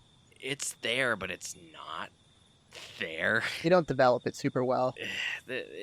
Everyone's relationship. Even we were joking during the movie about, so Hayden Panettiere goes to this school. Her name's Brittany in the movie. And in one day, she goes from being bullied, being an idiot to everybody, basically by being like, well, can you send me an email? Right, And they're like, we rich don't. person in a poor Right. neighborhood. Yeah. And they hate her all in one day, to them basically begging her to be on the cheerleading team. Right, and being friendly It's with just her. And so right, I thought, because before the first day of school had ended, I probably, along with you, had thought that like a week or something had passed between tryouts. Sure. But no, she went there. Her tryouts were that day that she started at her new school, even Mhm. though we are into the school year. at least a little bit. Right, a little bit at least. And no, we realize once she comes home and finally tells her mom about her day that was all one day. Yeah, There it was was. several The second and final scene, we saw the mom. long scenes Yeah. throughout that day that made us think it's not all the same day. And like she changes clothes because of different things going on. Right. So you also would think can't it's tell. a different day, but they're like still unpacking, and she's like, "How was your first day?" Yeah. It's like, what? Oh, a lot happened. A lot Packed happened. a lot of plot into one day. So that was, and that just says a lot about the movie, because they just pack a lot of nothing. There's a lot of montages that just bleed into like the next scene that's Yeah. also nothing. Similar to Step Up, although at least with Step Up, the montages dance. Yeah, I didn't feel, even 3 being my least favorite of the step ups, it's still, I don't know, it had more to offer than I think this movie did. Yeah. I stopped taking notes in general. I started, and then I was just I like, noticed, think I noticed you stopped taking I notes. think I got this. I didn't think I Right. needed any notes. You know the general gist of what you're gonna say. Yeah. We can start with the fat girl. Right. Which one? So there's a girl that they call out at the beginning of the movie before Hayden Panettiere goes to the new school. She has to tell one of her cheerleaders that she's fat, Yes. and she's not fat. Not at all. They picked I don't know. It was just weird. It was just really weird. She was tall. It was a weird thing for. So it was a very fat phobic movie, I guess you could say. Mhm. But at the Oh, same sure. time, trying to Lot of shoehorn phobics. in a message of like, you shouldn't drive someone to starve themselves, Yeah. or you shouldn't play with like eating disorders or something. Right. But But at the same time, the movie reinforces you should laugh at them. all. Yeah, they're jokes. They are totally jokes. Like, they have this same girl, she passes out later in the movie, and then she gets a candy bar, and she's just like, oh, blah, blah, like Yeah, like she it's like they're mashed making it into her fat face. jokes at this girl that's Not fat. not fat At all. man. Like, not even. I don't even think there's any fat people in the movie. I didn't see any fat people. Yeah. No. Just people that they All called. opinions. Just but- people that they called fat that were not fat. which really makes it worse. Yeah, I mean, 'cause it's lots of like- tummies. I Because mean, it's like it's trying to make it clear that like, oh, fat shaming is bad, Mhm. but at the same time, but we're gonna do it. we're gonna do it many times. Yeah, a lot. and throughout not the have any movie. fat people in our movie. Yeah. Yeah. And every girl is their belly, their stomach is out. They're wearing sports bras the whole movie and The whole short movie. shorts the whole time. Yeah, I didn't realize. I asked Miranda this about 75% of the way through, but I never realized that the Step Up movie, or not the Step Up movie, the Bring It On movies are so horny. Yeah. They're very I horny didn't movies, either. Yeah. which makes me feel weird now. Like, I'm sure I would have enjoyed it when I was in, 2006, however old I was, 10. I would have been into it. Yeah, maybe. I don't know. But now as like an adult, I'm like, oh, these are supposed to be high schoolers, and we're like supposed to like oogle their butts and stuff. I'm Yeah. like, that makes me feel a little But they're- weird. At the same time, though, they're not. They're not high schoolers. They're all clearly in once their again, 20s. It's, yeah. Very yeah. clearly in their 20s, the Mhm. actors, but they're playing high school characters. yeah. And they're you know, maybe that's me just being a Puritan. I don't know. But, Good on you. Good on you. But yeah, like, all the guys are, like, very horny. There's this one character, her boyfriend in the beginning. Yeah, I don't remember his name. Brad, I think it was. Why not? Yeah. Very generic douche jock, I guess. But not in the looks department. No, they made it clear that, like, this man is the most attractive being in this school, and he makes it clear multiple times. So, like, all these girls want to sleep with him because he's the quarterback. It's because the movie has to tell you. You wouldn't assume it. So this movie lies to you about how people look all the time. It's like, this is an attractive man when he's not. I mean, he's not ugly, but he's not like like we all know bombshell. somebody that looks like this. He's just kind of there. He's not necessarily killing it with the ladies. Yeah, no. They're acting like he's Brad Pitt, not Brad. If I would have guessed if I didn't know he was the quarterback, I would have been like, oh, he's like the stoner of the school. Right, he kind of dresses like that. Right, yeah. So that was Initially, all the attractive people in the Step Up movies are believably attractive. The movie doesn't have to tell you. You just know. This movie did. This movie had to tell you who was attractive and who was. Jesse's really not either, in my opinion. Like, he's just a. No, I could see some people being into him, but like, yeah, no one in this. I mean, besides, I hated Pantier's attractive and stuff, but like, and the cheerleaders are attractive. But like, a lot of the people who they made it clear like these are attractive people were like very average-looking people. Like I said, not ugly. No. But just like, I don't know if they're like the top dog in the school, you know, in the looks department. Right. Yeah. I've known a lot better looking people that aren't adults. Yeah. when you were a kid. Right. right. I was like, wait. Yeah. Sorry. Think about that. I was like, no. Yeah, I don't know if I should have I agreed was with that. Wait, no, that's not the right way to put that. When we were in high school, we knew people that were better looking than that people that are adults playing high schoolers. At the time, in 2006, at our ages in 2006. Yes. What else? Moving on.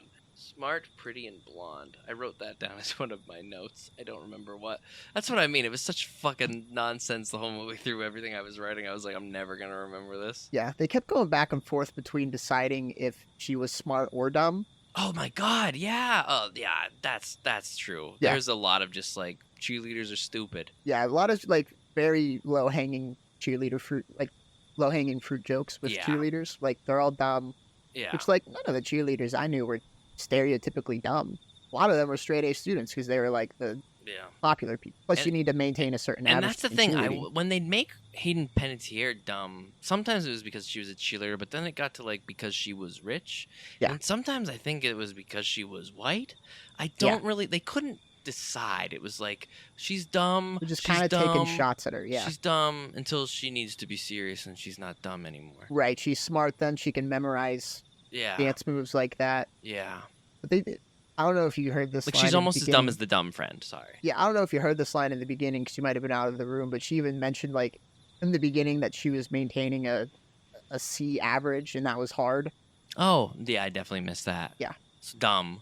So dumb, but then her mom, I guess her mom would lie to her. But her mom's like, you're smart, pretty, and blonde. Right. That's right. I think that's the one who said it. Yeah, because when they were moving, that was her, like... Yeah, she's like, you'll do fine anywhere because you're smart, pretty, and blonde. Yeah, those are so apparently she's just pretty and blonde, and the mom lied to her about the first part. Except not really, because she can be smart. She can be smart. I don't know. That's what I mean. It's all over the place. Everything's paper thin. Even, like, to the point where Beyonce's sister, the other girl... Solange? Yeah, what's her name in the movie? Cadence? Camille. Nothing. She's on the poster and shit, but like you could kind of forget she's even there. Yeah. Just she goes from hating Hayden Panettiere to asking her to be on the team to like still kind of being frenemies the whole time to then being like, I'll come to your house with flowers over your dead dog. And it's just like, what? It's like they're kind of trying to set her up as like the second most important character, but then she kind of still just blended in with the rest of the side characters. Yeah. Because she was probably the second most famous person they got in this. Well, third most famous person they got in this because Rihanna is also in it at the end. Yeah, that's true. I just, that's what I mean. Like, she's supposed to be the second main character, and she's really not. And I don't know if Jessie is.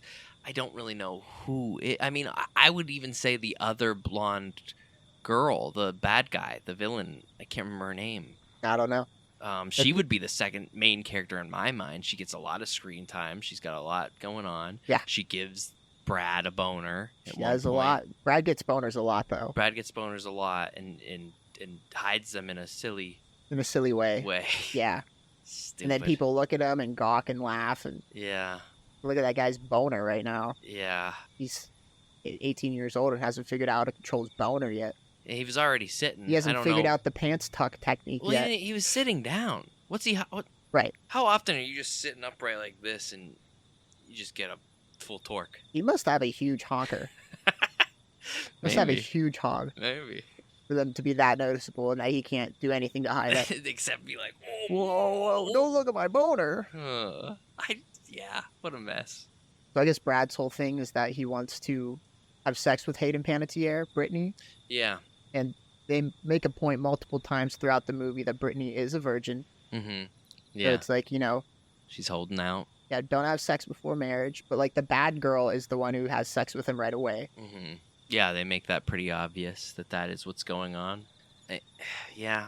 Weird. Just a weird little... I don't know. I don't think they need to include mixed that messaging going on here, yeah. Because even Hayden Panettiere is like, at homecoming, we might have sex. Yeah. Like, it's just like... And at the end of the day, they're all in high school, so we're just hearing about high schoolers wanting to fuck each other. That's what I was thinking. I'm like, is it ridiculous? But also, this is also what high schoolers can be like. Like, sure. They are just horny. Yeah, but I don't know if I want to watch it in a movie. Right. That is clearly written by adults. Right. A 30-year-old man watching a movie aimed towards 18-year-old high schoolers, written by a 40-year-old Gen Xer. Who's probably a guy. Yeah. Enough said. I mean, I don't know. You're right. It wasn't for me. I don't think it was ever for me. I was never really big into these movies. That's part of the reason why we do In the Dark, because I knew this wouldn't be for you. It was fun though. Like I said, as soon as I How knew else what are we it gonna was, get you to watch this chuckle. movie? Yeah. Probably never. You would never do a regular podcast. I'm like, hey, you want to watch Bring It On? No, probably. No. I probably wouldn't have watched the Step Up movies if it wasn't for this. So it's to introduce you to I'm glad I things, watched those. just to confirm that they're not for you. Yeah. Because maybe it'll surprise you. I'd watch the Step Up again. I don't see me ever watching this movie again. No, I don't see me ever watching this movie again either. I'm glad I did. I'm glad I did. Yeah, watch it was fun. But after like the fun of it was over, I was kind of like, all right, let's get to the competition and get this done and over with. Which I am excited for the competition. Yeah? I'm excited for whatever you have for me. Oh, no, I meant the competition. The competition in the movie. Oh. I was like, let's get to the dance competition. That's how... Yeah, I don't see In the Dark as an Well, that's how bad this plot could be, because I forgot there was a competition. Yeah, the movie kind of... And that's kind of like the climax of the movie. They tell you about it in like a radio... There's like a Rihanna song that plays. And that's then why Rihanna's in the movie. Yeah. Yeah.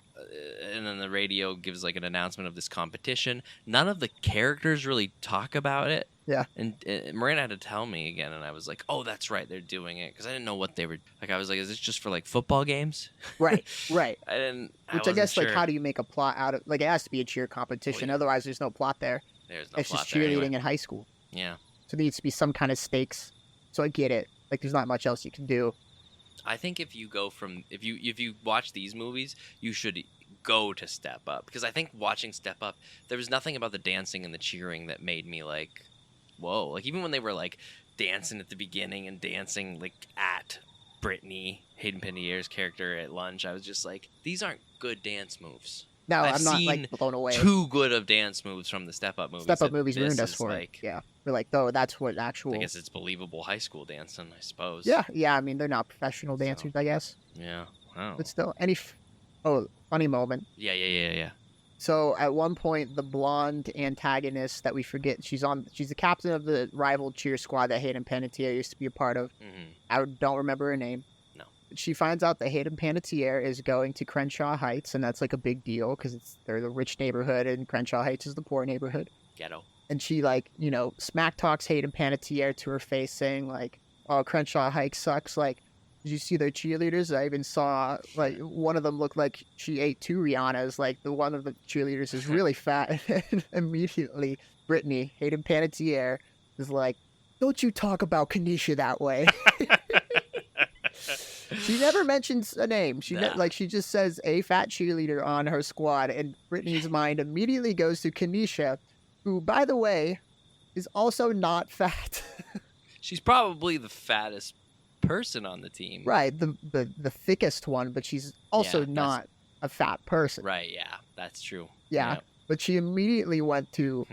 I just thought it was funny that, like, Lady Panettiere kind of told on herself there when she was like... Yeah, because if you think about it, God, I wish I could remember the villain girl's name. They say it so many times. They do, I forget But it. she's the one that tells Hayden Panettiere to tell the not fat girl that she's fat in the first place. Right. So for all that Hayden Panettiere knows is that the fat girl that she's talking about isn't Kanisha at all. It could be someone who's skinny because she thinks skinny people are fat anyways. Right. She's not a good judge of that. No. Well, she's also just really awful. She is the She's worst. very Kind of racist. They make it clear she's pretty racist. Yeah, there's a lot of racism in this movie. Like I said, I was not expecting to hear Wigger? Wigger. That was a word, yeah. Yeah, that's not a word I haven't. That is a word I haven't heard since high school. When, like, the white kids would call other white kids that if they listen to rap music or something. Sure.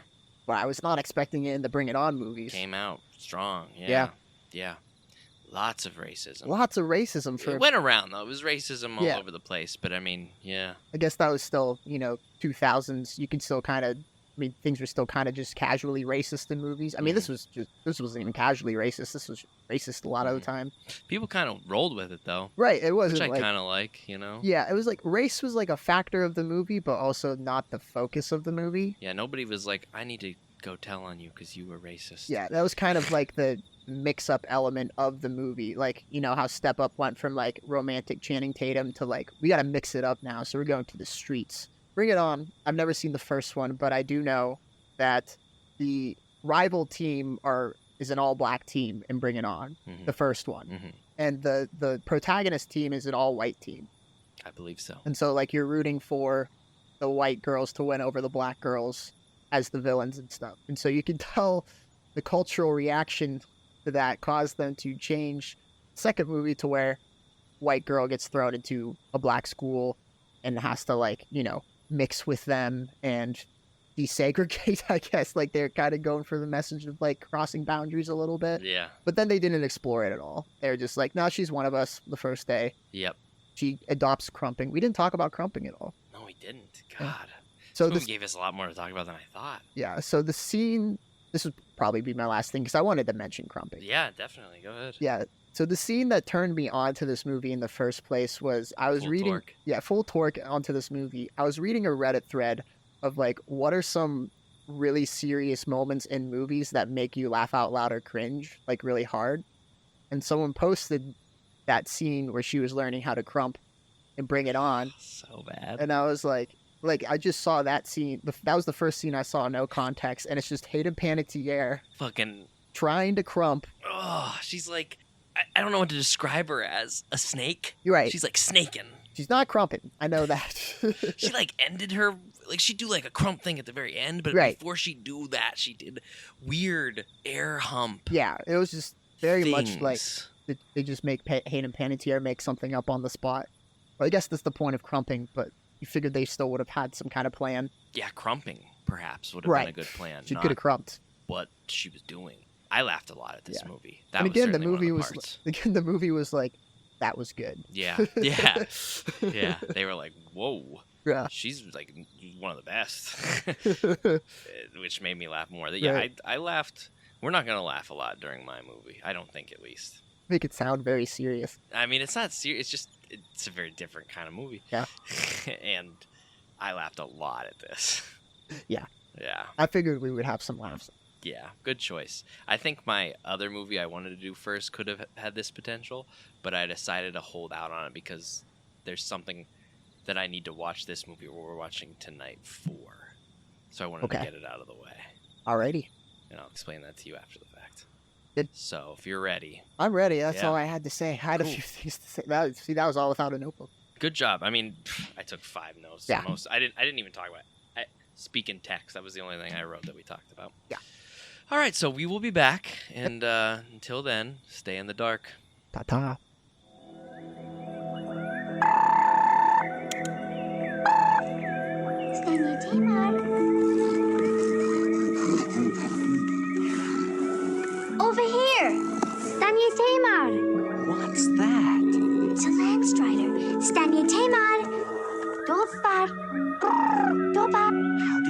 call? The podlings taught me. Stanie Temar. Don't be afraid. Stanie. Dobar. Let's go. Alrighty, ready, rain. Alrighty. Welcome back. We just had ourselves what seemed like a long hour and a half, but in a good way. Yeah. Hour and a half. Hour and a half. Yeah. Whereas Bring It On was an hour and 40 minutes. Mm-hmm. That also felt long. Really long. In a different way.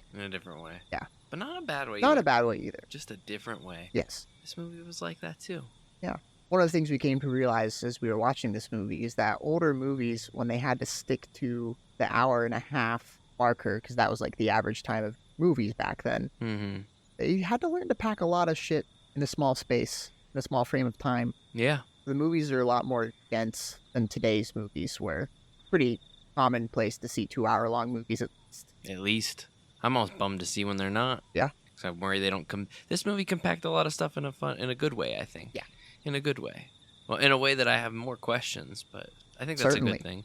Oh yeah, I have a ton of questions about the world. Yeah. Should we explain what? And I don't know, Dick. Yeah. The movie we decided to watch is The Dark Crystal. It's from like I want to say 1984. I could be wrong on the date, but it's been a movie that's been a part of my life for a very, very, very, very long time. I hadn't seen it in a long time, but I've always. It was a big part of when I was a kid, and then it's just always been with me. Even though I kind of forgot how the movie directly went, I don't know. There was things about it that influenced very young parts of my life. Yeah, and I was surprised because when we were watching through the scenes, I knew you had seen this before. You said you were very young, but yeah, you didn't really know what was going on throughout the whole movie. I remembered like scenes and figures and like parts, but to me back then, like you gotta think this is a movie I watched when I was like 3, 4, 5 years old. Yeah, you need to see 30-year-old perspective. Well, I'm not watching it because I'm listening for story. I'm seeing the puppets. I'm seeing the creatures. I'm seeing all the cool things. I remember playing. There are a lot of like, cool puppets. I used to play this in the woods when I was a kid, like in my head, even though I didn't really know what the fuck was going on in it. Yeah, I still don't did it. And the VHS tape's so cool. It's like it's black all around. It's them on the cover. It's got that cool font, but the casing of it is this like green instead of white. You know how on VHS not a dark green, but just the green. And it was so sick. I loved it. And I had a nightmare where one of those things was like talking to me in a picture frame in my living room when I was a kid. Which one? It looked so it's hard to pinpoint which one particularly it is, because the box art drawing could be any of them, and it was kind of like that version of it talking to me, which is like the general when he's like young for those few moments, like kind of looked like that. Oh, a Skeksis. Oh yeah, Skeksis for sure. And it scared me as a kid. I'd think about that nightmare forever and be afraid to be in my living room at night. Yeah, that would be a scary thing to see. And like we talked about during this movie, this is a movie. It was PG or G or some shit. And it's definitely not for kids. It's a very scary, though fantastical little movie. Yeah. It's scary and dark. I think it was a lot for a young me. When I think 80s movies in general got away with a lot more dark stuff that they could pass by children. Mm-hmm. So I'm not surprised that like children would watch this, especially very young children, because there's no profanity, there's no, nudity, no alcohol or whatever. Yeah, imagine being an adult when this movie comes out. You'd be like, this is perfect for my kid to watch. Yeah, it's puppets. Puppets, it's action. But the puppets is honestly the only thing that is like kid-like about it, which caused us to ask this question: is it inherently a kids movie because it's puppets? Mm-hmm. Or can puppets also be for adults? It's hard to say. I mean, it's the same question that when Miranda and I were talking about it to each other, she called it an animated movie and I considered it a live-action movie, and I was just like, I can see both ways. Yeah. Yeah. Describe the plot of the movie to the shitters, Braden. Oh boy. So, basically, there's a big... Dark Crystal. Yeah, there's a big exposition dump by a narrator in the beginning of the movie. Yeah. Where it was explaining the world. And I missed some of it, but I got the gist that, like, there's this race of aliens. I'm going to call them aliens, but they're these, race of intelligent people that apparently split apart when they got to this planet, or they were always on the planet. I also was fuzzy on that part. I thought they were aliens. But they split apart. Could be. and become like these two separate races. One race is evil. They're like domineering and backstabby and mean, and they look like little bird Backstabby. things. They have, beaks and bird-like appendages and whatnot. Yeah. And the other race is this race of like lizardy-looking people that Yeah. are Like- called the Mystic. They're like the desert The mystics. nomads. Yeah, they're they're like, nomadic. they're like nomadic. They're peaceful, and they're just like wise men. The first scene you see of them, they're all just going, oh. Yeah, they're just singing. They do that at least twice in the movie. I think maybe 3 times.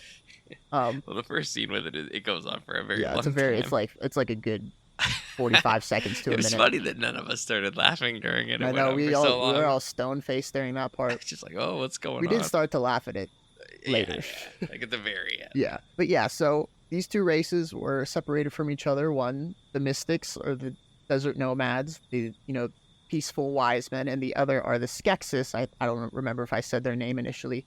The Skeksis are the bird-like things that are evil. Mm-hmm. Yeah. And they live on this planet simultaneously, but they've been there for 1,000 years at least, because the Skeksis form an empire that lasts at least 1,000 years, Yeah. while the other guys, the Mystics, kind of just roam the earth and are peaceful. And I bet, you know what? There's only 10 left, but I think they do talk about in that opening exposition dump that there were a lot more of them. It seemed That like there's was just what's left. implying 10's left. Yeah, that's a decline of some sort. I I'd say a wish big we one. would have learned more about the origins of why they're so low in number now, because that's one of the questions I first asked when it said that, at this point in the story, there's only 10 Skeksis and 10 Mystics remaining. And I'm like, do they not reproduce at all? Were they all... I'd say not, now that we know kind of, what they actually are is Yeah, they don't seem to be... a combined entity. Right. We Yeah. figured that out They're in not the a end. growing population, they're a dying one. Yeah, so throughout the whole movie, like I said, I missed the exposition at the beginning, some of it, so I don't know if they already explained this, but we found out at the end of the movie that these two races are bonded together. Like, when one dies, the other dies, and there's always an even amount of them. And you know what? They show that to you in a very interesting way. Yes. Because me and Braden were talking throughout the movie, because, like, I first said something along the lines of, like, I wonder if the Skeksis are just, like, the evil versions of these things. Yeah, Not 'cause the other thinking ones- we'd learn anything about it. Right. Or, like, the ones that went bad. It was kind of what I thought, and destroyed the crystal. Right. Well, the thing that made me think that they were bound was because of the even number of them at the beginning. I was like, what are the odds Right, of that? Like, right, either right, that's right. just like a creative children's storytelling device because it doesn't really matter. Mm-hmm. But it was relevant that, like, there is an equal number of them both alive at the same time. And both of us thought, even though we had these kind of opinions, that the movie really wasn't going to go into that. No, we thought that was just the background. But then it did. Yeah. In an interesting way. One gets stabbed in the hand, and it shows... Because, once again, I called the movie out because it just kept showing the nomadic ones walking, and I Yeah. said, we don't need to see this. We don't need, We actually did, because we needed it to pan to when they showed up, and when their hand... Like, when the one got its hand cut, another one's hand got cut. was cut as well, Yeah, to let so us one- know yeah. they're literally connected. Yeah, well, one of the Skeksis got cut by the main character, who we haven't talked about yet. Jen. I think he's kind of useless. But He's just kind of there. Yeah. Yeah, we'll get to him. yes, but Wow, we're this far into the plot and we haven't explained Jen. I know that's how not important to the story he was. He did one thing at the very end. One thing at the very end. Sometimes that's all it takes. Right. That's what people think about Lord of the Rings. So that's at least what I think about the Lord of the But Rings. supposedly he's the hero. Yeah, he's a regular old fucking Frodo shithead Baggins, isn't he? Right. Hmm. He did have his Samwise Gamgee in this. Mm-hmm. Fucking hell. Right. Both useless. Both useless. Does one good thing at the end. And Frodo doesn't even really do one good thing at the end if you Right. really think about it. So do you want to explain Sorry. Jen? Jen, he is the main character of this film, and he is a, what is the name of the species again? Gelfling. A gelfling. And what a gelfling is a symbol, basically, to the bad ones that a prophecy is going to come true, where that they will be, a gelfling will be what destroys them, essentially. Yeah. So they fear him, and he exists. And because he exists, they fear him. But he is not really anybody to be feared. He's just sent on this quest to restore the crystal because I guess it's we haven't prophecy. explained the Dark Crystal. Yeah, the Dark Crystal. That's why I don't think they're alien, because I think the Dark Crystal is connected to the planet. Right. And they're connected to the crystal. So I feel like they're not aliens. So they're of the planet. They must be. Yeah. That's my guess. I mean, could be wrong. Totally going to watch the Netflix series. Right. But the dark crystal is essentially the life essence of the planet, or what connects these beings. Yeah. So that when it was cracked, they separated and the whole world was imbalanced. But then Jen has to get the remaining shard of the crystal to form the whole dark crystal again. And he gets the shard and he has to take it. And that's what he does. And he progressively gets fucked up in every single scene he's in. Whenever he ruins everybody's life around him. Whenever there's a conflict, he gets fucked up. Everyone around him gets fucked up. He doesn't do much. Not at all. He cannot fight. Nope. He never does fight. You almost think fight. he could, but he never does. He doesn't really say anything. He gets a good jump in at the end. Yeah, he can jump. We established he can jump a little bit. Whatever that He does. climb somewhat, but not quick enough to typically get caught by someone. He does nothing impressive. Yeah. And he gets away twice in the movie. He gets the philosopher. I can never remember her name. Something with an A.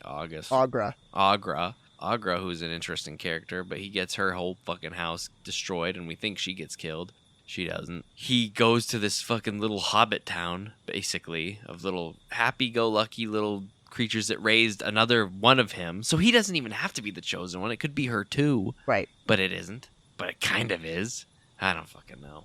I digress. And he gets these hobbit people basically killed because the Skeksis, they control these fucking crab monsters. Ganthier? There's something with something, a G. yeah. We're going to say Ganthier. Yeah. And he just gets everybody fucked up. And then at another point, I thought he was going to try to talk to these crab people, and they just kicked the shit out of him. And it was the funniest line in the movie when I asked, ooh, maybe he's going to communicate with these things. And then you went. Doesn't look like it. Doesn't look like it. Doesn't look like it. As he's progressively getting He's thrown getting around his by ass kicked. I laughed so fucking hard. annihilated by these crab monsters. Does nothing the whole movie. So that's Jen, and he has to go get the crystal made whole. And Yep. Spoilers, he does. But I mean, it's all happenstance. It's all just like luck. All the other characters were way more competent that he had stabs allied to him. A guy at one point, but that's it. He stabs that guy at one point. But so And that's it. yeah, so like halfway through the movie, he meets another Gelfling girl that we mentioned was raised in this hobbit village. And she is like 100 times better than him. She can fly, first of all. Yeah. She just whips that out of nowhere. Yeah, they jump off a fucking cliff to escape the crab monsters that are after them, and she just pulls out wings out of nowhere and flies. And Jen, he's just like, I don't have wings. And it's like, we know, Jen. Fuck. Yeah. You can't do anything. You don't have any special abilities or attributes. The only special thing about him is that he's a Gelfling.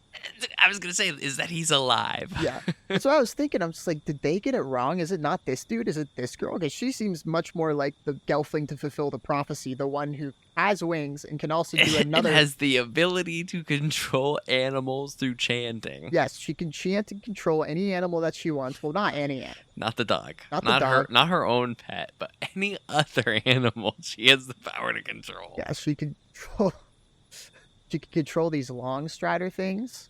It's like a fucking sitcom. Or glide striders, which are these like Oh yeah, they were dope. moth mount things, which I originally thought were gonna be super fucking slow because they're trying to get to someplace in a They hurry. came in frame really And slow. they roll up. It's just like a scene. I guess it's just supposed to be slow because it's supposed to be dramatic, like showing these things for the first time. 'Cause it's Yeah. supposed to be filming. But it wasn't in slow mo. They were just slow. They're very slow, and I'm like, oh, we're supposed to be using these things to get to the fucking castle in time. But no, they sped up.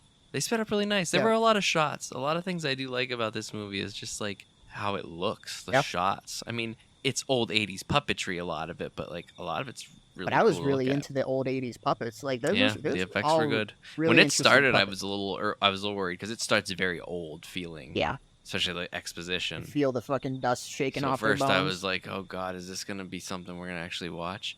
And I got into I it. still enjoyed it. I yeah, was quite I a was bit. I was more so into it for the world Mhm. and like the lore behind it than I was the actual plot. The actual plot is very cut and dry. It's like Yeah. this dude, not very special, does not have force powers or anything. Jen has to take the shard and put it in the crystal again, and like he gets help from friends who are a lot more competent than him along the way. Yeah. It's a movie really, about its lore, its history. You're learning that, and the characters. Yeah, and it's impressive that it made me care about an entirely new world with just an hour and a half of puppets. Like, really well animated movies tried to sell me on the world. Nothing. I wouldn't be into it. Yeah. Yeah. But with this, you kind of do want to... Like I said, the Netflix one is definitely... It takes place beforehand, so I think it goes into the lore. So if you want to, that's on Netflix. I think I'm going to check it out. Yeah. Yeah, so it's just like... It makes you care about the characters. Fuck, I thought the dog died at one point, and it was just like, the dog! The dog died, too. She has this They wouldn't cute kill the little... dog. The girl... I forget Kira. Her name's Kira. She has the dog's this... name is Zigzag? Zigzag or something? Yeah, something weird. Something Zigzag or Migzag or something. Some sort of zag. It's this little cat dog thing. I thought it was a cat, but it is more like a dog. That Kira has, the girl Gelfling. And it's very cute. But it does kind of get in the way. A lot. It causes a lot of problems. It causes a lot of problems. Been around.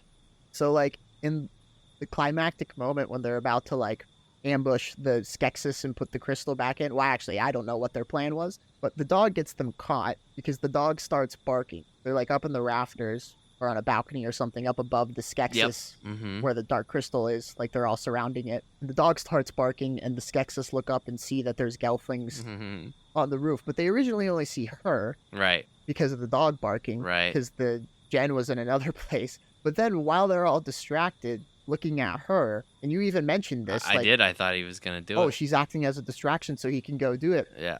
Real quick, I got that shut down. Yeah, real quick. He just stands there. He's just standing there. And waits for one of them to notice him.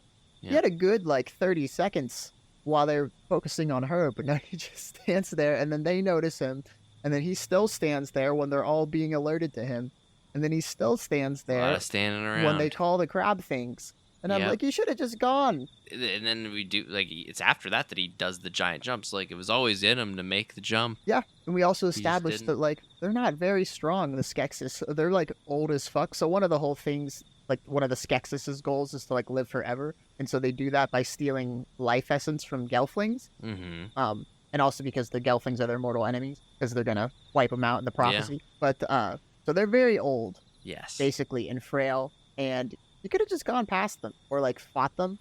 Anything. He doesn't do anything. Anything at all. He waits until the final fucking moment. Yeah, the girl gets stabbed. Kira gets stabbed. She gets stabbed. Her dog gets fucking yeeted into the floor, into this lava pit, we assume. Yeah. Some kind of the core of the earth. Essentially, the guy just takes it and yeets it into the hole. And they lead you to believe it's dead for a while. Yeah, which we actually thought they did kill the dog because it said it was gone for a while, and we were both impressed because the movie was moving. That's what I turned to him and I was just like, this is a dark movie for children when they just throw this cute dog down a hole and assume it dies. Most movies, and then she gets stabbed. Most movies nowadays don't even imply that they're killing a dog. Even some horror movies, oftentimes the dog's living more often than not these days. So we thought not that dog. Not that dog. That dog does end up living. Does end up living, but some Deus Ex Machina. Yeah, there's a lot of that. There's a lot of fake deaths in this movie. Yeah, really, and real deaths. And real deaths, fake and real, and a lot of stakes. Yeah, I really felt like when they capture Kira, and you're like, oh, Jen has to go save her. So you think he sort of does, but not really. He wasn't capable of doing it. She really saves herself. But you're really worried that she's going to get the life essence sucked out of her because you've seen one of the Hobbit things lose its life essence, and it was one of the saddest things you'd ever seen. Yeah, they fucking kill this little cute Hobbit thing. This thing's not afraid to show suffering to cute things. No. And then they drink it to make them younger for fucking one's essence gave him 20 seconds of youth. That's why they needed what do they call again? Gelflings. Gelflings. A lot of the words are going to escape me until I watch the show. Yeah, it is simple, but it is just a fun little 80s puppet magic movie. Yeah. Like I said, a lot of the characters stand out. You got the Chamberlain. The Chamberlain. They all have things, you know what I mean? It's things like that. They do well at identifying the important characters. Yeah, I do agree that you mentioned earlier at the end, they kind of do just brush aside Chamberlain. Yep. He kind of just disappears as a villain. There's not really. He's the main villain the whole movie. Yeah. Kind of the most focused one. Right. They meld back into their original form with the other dudes. But yeah, there's no like important focus on Chamberlain ever again. Like he just becomes another creature. Ultimately, yeah, the movie ends with the success of the crystal being restored, so the balance is restored to the world. The Skeksis and the, what are the other ones called? Mystics form back into their original selves, which look metal as hell. Yeah, they look like skull. Hard to make out. Like they're very interesting beings made of white light, and you're just kind of figuring them out as you're staring at them. I thought it was a very at. interesting design. And I keep seeing something different every time I would like focus in on them. Like at times it feels, that's like old 80s stuff. It's just not clear. But I also kind of like that it's not super clear because they're supposed to be kind of like, they seemed like higher beings. Sure did. It's like they were supposed to be kind of hard to comprehend and make out. Yeah, I'd say they're like god beings. Yeah. That got stuck to Earth and imprisoned, split apart, some sort. Yeah. They gotta be something. Nobody else did that when the world split. Certainly not. So we established that there are a lot of races on this world. A lot of races. That overpopulate 20 Skeksis guys. and the Mystics. Yeah, 20 guys on the Earth. But yet somehow those 20 guys, 10 guys, 8 guys. I think they're the only ones that want it. They're the only ones that want any type of rule or order. Well, how does it? The hobbits are happy. Like I mentioned when we were watching this, I'm curious about how like the infrastructure of this world works, because how can they actually call themselves an empire? Like I get that they have the bug soldiers and that, yeah, they have a big palace, but can they jet force? Do they collect taxes? Because otherwise it's just like 8 guys in a room saying I'll tell you what they do, because whether they take taxes from people or not, they'll bust in your homes whether you like it or not. They have that kind of power that they can just more like bust into your house. A horde than like a controlling power, Yeah, maybe. But there is a treasurer, so. There is a treasurer. Thanks be the treasurer. Yeah. Now he's a treasurer god. I don't really know though. That's once again I think the show on Netflix is like it's 8 or 10 episodes, so I imagine it's enough to really dive into some of. That's what I mean. The movie, so many cool concepts that you want more of. Yeah. And I just think that show will probably give you at least a little more, something that can be fleshed out through. Yeah, because there's a lot of fleshing out. Yeah, there's a lot of it's like we said, it's an hour and a half, so they packed a lot in. Pacing's still fine. It's just it's moving. Yeah. Take a little time, take a little step back, learn some shit. I'm hoping by the next Nerd Shit in the Dark, I will have watched all of the series and have something to say upon that. Yeah. That is my plan for my new Nerd Shit for next time. Did you like it? I loved it. Yeah. Yeah, I had a good time. I definitely would say it's the better of the 2 movies we've watched tonight. So you win. Thanks. I'm glad you think that. Yeah. One aside that I wanted to mention, just like a little added thing that we noticed. Mm-hmm. In the opening scene, the Luke Skywalker type Jen character, who's like the farmer boy who gets sent off to do a grand quest, gets a prophecy mission from his old mentor that is lying underneath a blanket and dying of old age. And the old mentor gives him the prophecy, tells him what he needs to do, and then disappears. The blanket lightly falls, and it's just him completely disappearing off the screen. Like, he doesn't explode or anything. He fades. Like a Jedi. It was pretty much shot for shot the Yoda and Luke scene.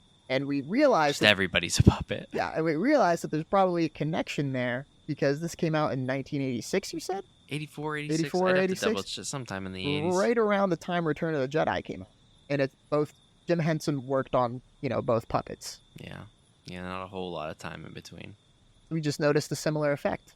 Something he liked to do. He liked to do the old puppet dying, disappearing fading puppets under the blanket trick. Remember that when the one Skeksis got thrown into the oven and the horrible CG of the one exploded. Yeah. That one. They all just turned and kept walking.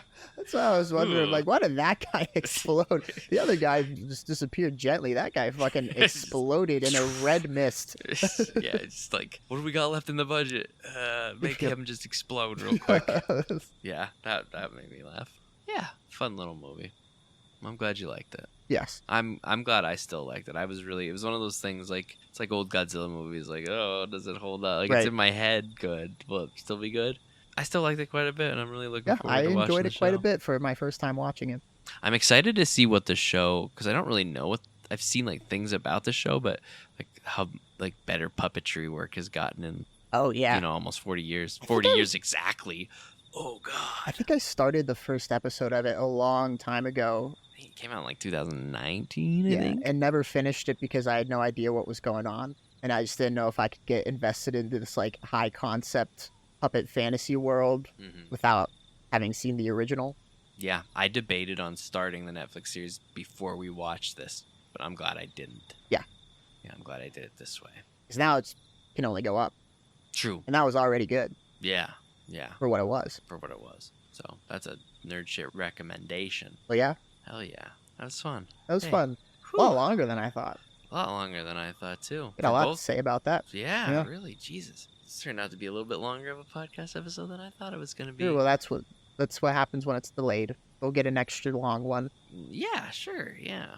I like that. Yeah, A little more shit for the bowl. a little more shit for the bowl. Yeah. Sorry about how things shifted this time around with our change of shirts, but I mean, Yeah, you gotta change. every sorry it once took in a us so long. while. Yeah, but we're glad we made it back and we got to do this. These it really 2 makes days me to change our shirts. really makes me excited to keep doing the In the Dark segment. For of the sure, that show. was a fun first time. I'm gonna look forward to implementing the plan for the next one as well. But yeah, but with that done, I'd say that is the show. Wonderful. Wonderful. Just a few things to say before we duck out, but I mean, as always, this has been Nerd Shit in the Dark, the podcast that critics are saying is the shittiest podcast on the internet. That's right. That context, it's good. Yeah. They're being funny, the Right. critics. They're being punny. Yeah. It's with a capital S if you read it. It's true. Look up any critic reviews. You'll see it. You'll see it. You'll see it. You'll see it. We are everywhere podcasts are, as far as I know. So follow us, please. We'll keep giving you content like this. New episodes every 2 weeks or so. And yeah, if you want to see some more footage, you're only going to hear so much if you just listen to the podcast. If you follow us on Patreon, you're going to get stuff I cut out of the audio for sure. Oh yeah, there's a lot of behind the scenes. You can see some more raw footage, some more jokes, some more stalls. Yeah. You can see the full effect if you follow us on Patreon. So go to patreon.com/nerdshittinthedark, where you can watch all sorts of bonus podcasts and video podcasts. Shit it up with us.